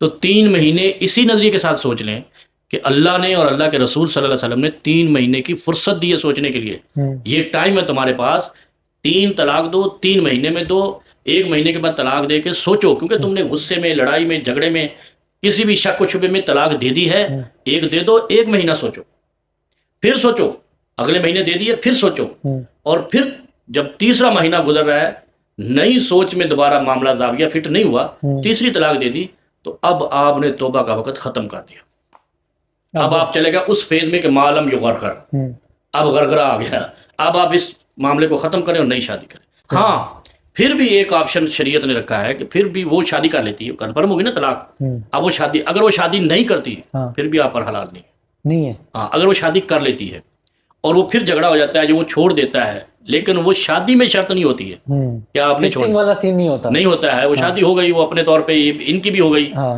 4 سال 10 سال بعد کہتے ہیں یار یہ تو ہمارا غلط ہو گیا تھا، یہ ہے وہ ہے، اور وہ قدرتی چھوڑ دیتا ہے، وہاں سے بھی جھگڑا ہو جاتا ہے یا کوئی معاملہ ہو جاتا ہے وہ چھوڑ دیتا ہے، تو پھر شادی ہو تو یہ سکتی نکاح کر ہے. سکتے یہ ہیں. ان کی رضامندی پہ ہوگا، یہ نہیں ہوگا کہ آپ ان کو کہیں گے وہ طلاق دے. اگر ایسا ہوگا تو وہ بھی حرام ہے، حرام ہوگا وہ بھی. کیونکہ حرام جو حلال ہے نا، یہ کوئی ایسا حکم نہیں ہے کہ اگر حرام کریں گے تو منہ کالا ہو جائے گا، حلال کریں گے تو چٹا ہو جائے گا. صحیح. یہ ایک روحانی عقیدہ ہے، بالکل. یہ اللہ اور رسول پہ، جیسے کہ نا یؤمنون بالغیب، یہ غیب کے یقینوں سے ایمان سے تعلق رکھتا ہے.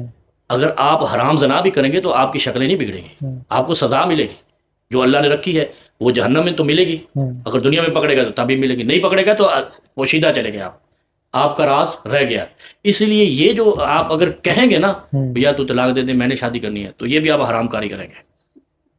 اچھا اپنی مرضی سے وہاں سے معاملہ ختم ہوتا ہے تو پھر آپ شادی کر سکتے، ورنہ نہیں کر سکتے. یہ وہی حلالہ والا کانٹیکسٹ ہو جائے، فکسنگ والا جو فکسنگ scene والا، وہی الگ. ہاں. سر آخری اچھا سوال. حلالہ جو ہے نا، ہاں یہ بغیر فکسنگ کے ہے ہی نہیں، یہ تو فکسنگ ہی ہوتی ہے. فکسنگ ہوتی جب فکس ہی نہیں ہے تو وہ حلال ہے ہی ہے ہی نہیں، نہیں. وہ تو گئی. اچھا اس کا میں نے مس یوز بہت دیکھا ہے کہ خاص طور پہ انڈیا میں ہندو اس چیز کو بہت ہمارے لیے مذاق اڑاتے ہیں کہ دیکھو یہ مسلمانوں میں حلالہ کا کانسیپٹ ہے، جبکہ اسلام میں حلالہ کا کوئی کانسیپٹ ہے ہی نہیں. حلالہ کرنے والے پر آپ نے بتایا کہ وہ لعنت تو اور بھیجی بھی گئی. بہت ساری چیزوں کا ہاں مذاق اڑاتے ہیں، مذاق جیسے اڑاتے آپ وہ قبروں پہ اور وہ مورتیاں چورتیاں مانتے ہیں. ہمارے بھی کچھ لوگ یہاں پہ جو سجدے قبروں پہ، جیسے عمران خان نے کیا اور دوسرے لوگ بھی، ہیں. تو یہ سب چیزیں جو ہے نا یہ اسلام میں شریعت اسلام کے اندر نہیں ہے. صحیح. شریعت اسلام ہمارے چہروں کا نام نہیں ہے، شریعت اسلام جو کتاب و سنت ہے اس کا نام. صحیح. سر آخری سوال میرا یہ ہے کہ یزید کے بارے میں نے سنا ہے، جو آپ لوگوں کے جو آپ کا مسلک ہے اس میں کافی سنا ہے کہ نرمی کی گئی ہے یزید کے بارے میں. اور میں ڈاکٹر ذاکر نائک کا بیان بھی سنا تھا، وہ کہہ رہے تھے کہ 2 شہزادوں کی لڑائی ہے. آپ کی ذاتی رائے جو آپ نے پڑھی ہے، جو آپ نے معلومات حاصل کی ہے اسلام کے بارے میں، یزید کے بارے میں آپ کیا سمجھتے ہیں؟ یہ بڑا زبردست سوال ہے. ڈاکٹر ذاکر نائک نے کب کہا کہ 2 شہزادوں؟ یہ ایڈیٹنگ ہے، میں نے بھی دیکھی ہے. اچھا ہاں جی، انہوں نے نہیں یہ کہا. جیسے کہتے ہیں نا آج کل تو اے آئی آیا نا، ہاں پہلے ایڈیٹنگ چلتا تھا، وہ لفظ بدل کے انہوں نے اے آئی میں کر دیا. یہ ایڈیٹنگ ہے، وہ میں نے سنا ہے. 2 شہزادوں کی لڑائی. وہ کسی نے جوڑا ہے. اچھا. اچھا دوسری آپ نے کیا کیا یزید کے بارے میں؟ آپ ہاں مطلب نرم رویہ رکھتے ہیں، ہاں مثلا آپ گرم کیا رکھنا چاہیے؟ کہ یزید ملعون ہے، انہوں نے امام حسین کو شہید کیا. اچھا آپ دیکھ نے لیں، تو عمومی میں طور پہ میں یہی سنا ہے میں علماء میں کرام سے. میں بتاتا ہوں. حضرت رسول اللہ صلی اللہ علیہ وسلم اور ان کے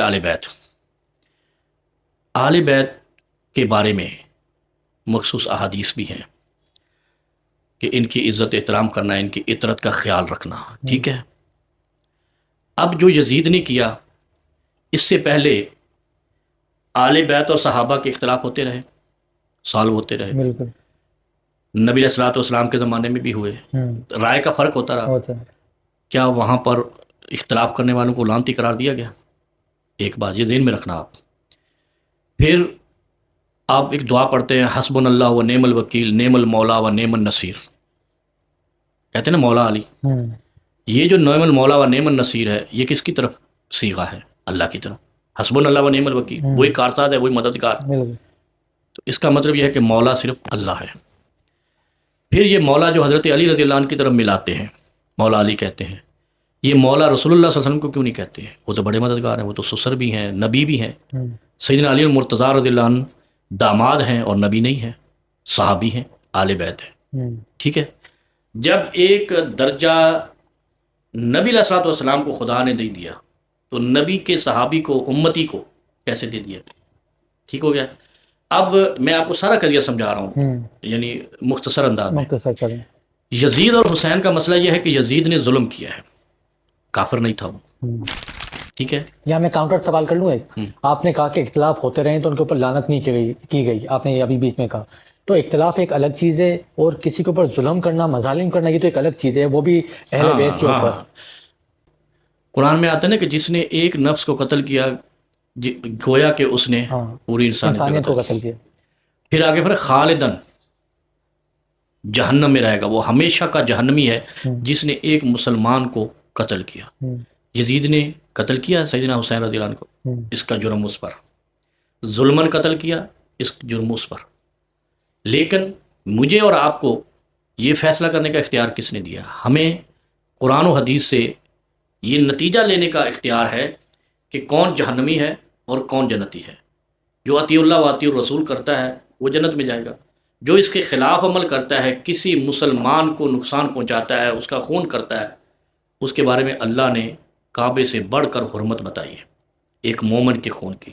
اس کو قتل کرنے والا کہاں جائے گا؟ جہنم. جاننا. اب آگے فیصلہ قرآن نے جب کر دیا ہے کہ میرے مومن بندے کا خون گرانے والا جہنم میں جائے گا، تو اور میں جنت میں کیسے ڈال دیں گے؟ ٹھیک ہو گیا. دوسرا یہ جو آپ کہتے ہیں کہ یزید کو کیا لعنت کرنا ہے، ملعون ہے، فاسق و فاجر ہے. تو اس طرح تو اگر آپ لعنت کریں گے ہر فاسق و فاجر پر، تو ہم بڑے مومن ہیں، ہم پر لعنت نہیں ہے، ہم گناہ گار نہیں ہیں. ہم نے تو صحابہ کرام کے بارے میں اس طرح، اہل بیت کے بارے میں اس طرح تو کچھ نہیں کیا جس طرح اس نے کیا. اہل بیت کی بات نہیں ہے، آپ فاسق فاجر کہہ رہے ہیں. قتل کی وجہ سے تو جہنم میں جائیں گے. آپ تو فاسق فاجر کی وجہ سے لعنت کر رہے ہیں. اسی پر تو ان کے اوپر لعنت کی جا رہی قاتل ہے. پر لعنتی ہے ہی نہیں. قاتل پر لعنت کہاں کرنے کا کہا یہ بھی تو دیکھا کسی جائے بھی قاتل پر لعنت نہیں ہے. اچھا آپ بتا دیں کہیں پہ قرآن میں یا حدیث میں یا نبی علیہ السلام نے یا حضرت علی نے فرمایا ہو کہ جو دوسرے کو قتل کرے گا اس پر لعنت. اس پر تو قصاص ہے، اس پر تو دیت ہے، لعنت کی سزا تو ہے نہیں. لعنت تو صرف قرآن نے جو کہا ہے جھوٹے پر کہا ہے.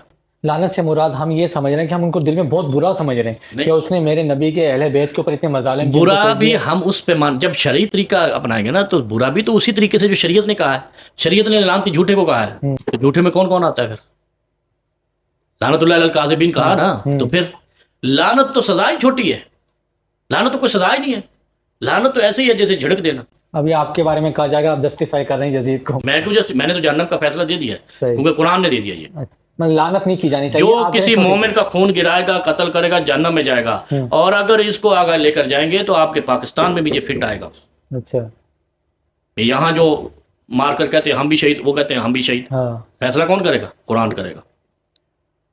قرآن نے کہا کلاہما فی النار، دونوں جہنم میں جائیں گے. القاتل والمقتول، نبی علیہ السلام نے فرمایا نا جو مسلمان سے لڑے. آپ اس قضیے کو زیادہ دور تک لے کے جائیں گے نا تو بہت سارے معاملات پیچیدہ ہیں. اچھا نبی علیہ السلام فرماتے ہیں اگر دو مسلمان لڑیں، ایک نے دوسرے کو قتل کر دیا، شریعت کہتی ہے القاتل والمقتول کلاہما فی النار، دونوں جہنم میں جائیں گے، شہید کوئی بھی نہیں ہوگا. پھر کہاں جائیں گے آپ؟ اس لیے جو معاملہ ہے اس کو اللہ کے سپرد کر دیں. اس میں آپ کی بچت ہے، ہماری بچت ہے. یہ لعنت تو کوئی سزا ہی نہیں ہے. لعنت سزا کس نے کہا ہے؟ جہنم میں اس سے بڑی سزا بتاؤ یار، لعنت کوئی سزا ہے؟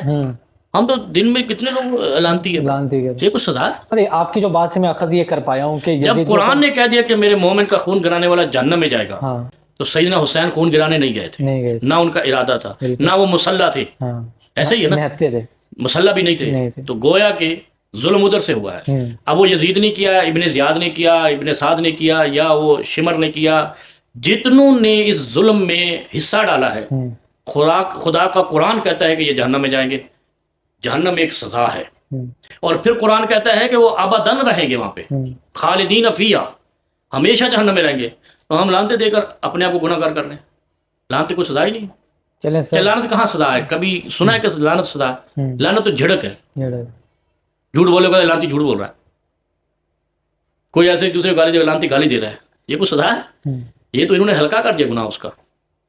ان کو عقل ہی نہیں ہے. اس سے بڑا گناہ ہے جہنم میں ہونے کا. یزید کے بارے میں قرآن کا فیصلہ. بالکل سر. پچھلے دنوں ایک ترمیم لائی گئی جسے 27ویں آئینی ترمیم کہا جاتا ہے. کافی علماء نے اس سے اختلاف کیا اور کہا کہ شریعت کے منافی ہے. یہ جو استثناء والی ہے، جو صدر پاکستان اور آرمی چیف نے جو استثناء حاصل کیا ہے، یہ شریعت کے خلاف ہے.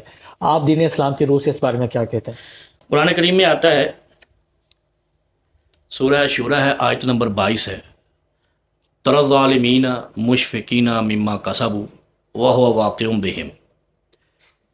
آپ دیکھیں گے کل حشر کے دن کہ لوگ سہمے ہوئے ہوں گے، ڈرے ہوئے ہوں گے اپنے کردار کی وجہ سے. آدم علیہ السلام کو جنت سے نکالا گیا، ایک غلطی کی وجہ سے کہا تھا یہ نہیں کرنا، کر لیا. پھال توڑنا تھا، نہیں توڑنا، تھوڑا جنت سے نکال دیا. گویا کہ اس سے پتہ چلا نبیوں کو بھی استثناء حاصل نہیں. اسی طرح صحابہ اور خلفائے راشدین جب ان کو امامت ملی، امیر المومنین بنے، تو کیا ان سے سوال نہیں ہوئے قمیض کہاں سے لی، یہ چادر کہاں سے لی؟ اب آگے آ جائیں. استثناء کا اسلام سے کوئی تعلق ہی نہیں ہے. اسلام میں جب آپ کہتے ہیں نا مساوات ہے، تو پھر استثناء کی یہ نفی ہے. مساوات استثناء کی نفی ہے۔ ہوں، اب جو قرآن کہتا ہے کہ چہرے مرجھائے ہوئے ہوں گے اور یہ ڈرے ہوئے اور سہمے ہوئے ہوں گے، تری الظالمین مشفقین مما کسبوا، ہوں، یہ کس چیز کا ڈر تھا ان کو کہ انہوں نے استثناء لیا ہے؟ سوال تو یہ ہے نا، ہوں، کس چیز کا خوف اور کس وجہ سے یہ سہمے ہوئے ہیں کہ ہمیں استثناء مل جائے، کوئی پکڑے نہ۔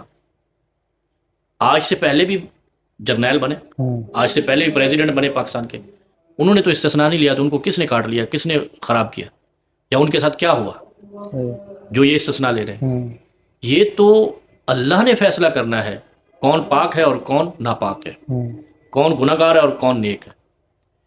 یہ اپنے آئین سے بنا کر اپنی ترمیم کھڑی کر کے گویا کہ انہوں نے یہ ثابت کیا ہے کہ کوئی ایسی پاور آ رہی ہے جو ہمیں نہیں چھوڑے گی، لہذا ہم آئین سے استثناء لے لیں، کون سی پاور اور ہے؟ وہ پاور ہے عمران خان۔ اور اس وقت قرآن کی روح سے میں بالکل واشگاف لفظوں میں کہتا ہوں، ہوں، یہ لوگ سہمے ہوئے ہیں، تری الظالمین مشفقین مما کسبوا، جو انہوں نے ظلم کر لیا ہے نا، جو بربریت کر رہے ہیں، یہ انہوں نے شاید بنگالیوں کے ساتھ بھی اتنا ظلم نہیں کیا تھا جتنا انہوں نے عمران خان اور پی ٹی آئی کے ساتھ کیا ہے۔ کتنے لوگوں کو قتل کر دیا۔ بدقسمتی یا خوش قسمتی یہ فیصلہ وقت کرے گا، ہوں، لیکن اسی چیز کے خوف کے اندر ان کے لیل و نہار گزر رہے ہیں کہ کہیں وہ آئے اور ہمارا تیا پنچا نہیں کرتے۔ اس وجہ سے یہ شریعت کی حد پھلانگ ہے، ورنہ انہوں نے کس چیز سے استثناء لیا؟ سوال یہ بھی ہو سکتا ہے نا کہ کس چیز سے استثناء لیا ہے؟ سزاؤں سے بچنے کے لیے۔ تو سزا کس نے دینی ہے؟ سزا تو آپ اتنے طاقتور ہیں کہ آپ کو تو قبر میں شاید خدا ہی سزا دے، ہوں، دنیا میں تو کوئی طاقت ایسی نہیں ہے، ریٹائرمنٹ کے بعد تو ہو سکتی ہے۔ نہیں ہوتی۔ اچھا، ان کو استثناء ویسے ہی حاصل ہے، آپ ریٹائر فوجی کو ہاتھ لگا کے دکھائیں، عام فوجی کو، یہ تو پھر ماشاءاللہ field marshal president of Pakistan, کس پریزیڈنٹ کو جیل میں بھیجا ہے؟ یہ تو آپ پہلے موجود ہے استثناء، وہ بھی غیر شرعی ہے اور یہ شریعت پہ تجاوز ہے۔ عمران خان کے خوف سے انہوں نے خدا کے قانون کو بدلا ہے، اور یہ قانون فطرت ہے کہ ہر ایک سے سوال ہوگا، کلکم رائم و کلکم مسئول عن رعیتہ۔ اللہ کہتا ہے، اللہ کے رسول صلی اللہ علیہ وسلم فرماتے ہیں کہ تم میں سے ہر حکمران سے پوچھا جائے گا، تو اللہ نے تو پوچھ ہی لینا ہے۔ اب یہ استثناء وہاں تو کام ہی نہیں آئے گا، یہ تو کام صرف یعنی ایک آپ ٹپیکل طریقے سے دیکھیں گے، یہ صرف استثناء عمران خان سے لیا ہے انہوں نے۔ میں آپ پوچھ سکتے ہیں ان سے؟ نہیں پوچھ سکتے۔ کوئی عام ایس ایچ او پوچھ سکتا ہے ان سے؟ تو گویا انہوں نے استثناء اس سے لیا ہے جس کو قید میں ڈالا ہے۔ اچھا، اب میں اگلا جملہ کہتا ہوں، اگر آپ نے استثناء لے لیا ہے، آپ کا یہ آئین ہے بنایا ہوا، آپ نے 27 میں ترمیم کر لی، مضبوط حصار میں آ گئے، اور اللہ نے ویسے بھی کہا ہے بولو کنتم فی بروج مشیدہ کل نفس ذائقۃ الموت، موت تو آنی ہے، وہ آپ کو محلات میں بھی نہیں بچائے گی۔ اگر آپ نے اتنا مضبوط سمجھتے ہیں کہ ہم نے 27ویں آئینی ترمیم کر لی ہے، اب ہمیں کوئی ہاتھ نہیں لگائے گا، تو بات ختم ہوگی، پھر اس کو رہا کر دیں، پھر تماشا دیکھ لیں۔ بھائی اب تو آپ نے مضبوط حصار کنتم بروج مشیدہ کر لیا، بولو کنتم فی بروج مشیدہ ہو گئے نا، مضبوط حصار میں ہو گئے، اب اس کو رہا کر دیں اور پھر چل سو چل۔ وہ پر حکومت نہیں چلنے دیں گے، آ جائیں گے تو احتجاج بابا تو کریں پھر گے۔ تمہارے استثناء کا فائدہ نہیں رہا نا۔ ہاں، بھائی حکومت چلنے دے نہ چلنے دے، یہ تو قوم کا مسئلہ ہے، قوم تو حکومت تو ابھی نہیں چل رہی، یہ تو بات یعنی یہ جھوٹ بولا جا رہا ہے۔ امریکہ نے ویزے پہ پابندی لگا دی، عربوں نے لگا دی، یو اے نے لگا دی، اسٹیل مل ختم ہو گئی، پی آئی اے اڑ گئی۔ ابھی کل وزیر خزانہ نے بیان دیا تھا کہ ہماری بہت ساری کمپنیاں ملک چھوڑ کے جا رہی ہیں، آپ نے بھی پڑھا ہوگا۔ تو ملک کہاں چل رہا ہے؟ ملک اللہ کے آسرے پہ چل رہا ہے، وہ پہلے بھی چل رہا تھا، کوئی شخصیت نہیں چلا سکتی، لیکن خلق خدا لَيَسْتَخْلِفَنَّهُمْ فِي الْأَرْضِ كَمَا اسْتَخْلَفَ الَّذِينَ مِن قَبْلِهِمْ۔ یہ قرآن کہتا ہے کہ یہ جو انسان ہے نا، یہ اللہ کا خلیفہ ہے زمین پر، اللہ کی فطرت سے ہے۔ جب آپ فطرت کے اصولوں کو بدلتے ہو نا، میں نے رائے دی ہے کہ اس کو آپ نے وزیر اعظم بنانا ہے، اور آپ نے اس رائے کو چرایا، یہ اللہ کی فطرت کو آپ نے بدلا، آپ نے بہت گہری جگہ پہ ہاتھ ڈالا ہے، خوفناک گہرائی میں آپ نے ہاتھ ڈالا ہے، اور یہ خدا کے غضب سے آپ بچ نہیں سکتے۔ اور وہ غضب کب آنا ہے؟ انما علمها عند اللہ، اس کا علم اللہ کے پاس ہے، لیکن آپ مغضوب علیہ ہیں، آپ کے استثناء نے بتا دیا ہے کہ آپ مغضوب علیہ ہیں۔ آیت الکرسی میں پڑھتے ہیں نا، غیر المغضوب علیہم، کہ ہمیں مغضوب علیہ میں سے نہ بنانا ہے اللہ، اور گمراہوں میں سے نہ بنانا۔ یہ گمراہ بھی ہیں اور مغضوب علیہ بھی ہیں، اسی لیے استثناء لے رہے ہیں۔ اگر انہوں نے کچھ نہیں برا کیا تو استثناء کس سے لے رہے ہیں؟ سوال ہے نا بھائی، آپ نے گناہ ہی نہیں کیا، پاک صاف آدمی ہے، آپ نے کرپشن نہیں کی، قبضہ نہیں کیا، لوٹ مار نہیں کی، دھوکہ نہیں کیا، کسی کا مال نہیں کھایا، کسی کا ووٹ نہیں کھایا، تو پھر استثناء لینے کی ضرورت نہیں ہے۔ डॉक्टर आरिफ अलवी ने इस्तिस्ना नहीं लिया, ममनून हुसैन ने इस्तिस्ना नहीं लिया, तुम क्यों ले रहे हो? इसका मतलब दाढ़ में कुछ काला काला है, ये पूरी दाली काली आजादी का। सर। लिहाजा इस्तिस्ना भी गैर शरई और इनका खौफ बिल्कुल हकीकी है। ये खौफ में शायद रातों को नहीं सो रहे कि इमरान आया। वो मुझे लतीफ़ा नहीं, हकीकत है कि वो हज़रत उमर रज़ी अल्लाह अन्हु के दौर में कहते हैं कि शैतान डरता था हज़रत उमर जिस गली से जाता था, पहले गली छोड़ देता था। बस ये इमरान आया, ये गलियाँ इनके लिए सुनसान हो गई हैं, क्योंकि आवाम में इनका कोई अब कंट्रीब्यूट नहीं है। इस कौम के अंदर कोई इनकी मोहब्बत बाकी नहीं बची। इन्होंने इनको जो 8 फरवरी को रद्द किया था उससे 100% ज़्यादा रद्द कर दिया। आज ये इलेक्शन कराएं, 8 फरवरी को अगर 70% वोट पड़े थे, मैं कहता हूँ कि अब इंशाल्लाह 95% वोट इमरान खान को पड़ेंगे। वो भी इस इस्तिस्ना की वजह से लोगों को ये यकीन हो गया कि इन्होंने ज़्यादती की है, इसलिए अपने आप को बचने की राहें ढूंढ रहे हैं। सर बहुत अच्छा लगा आपसे गुफ्तगू करके, बहुत मज़ा आ रहा है, बहुत शुक्रिया आपका। इंशाल्लाह एक मरतबा फिर आपसे मुलाकात होगी। Thank you so much. बहुत शुक्रिया जनाब।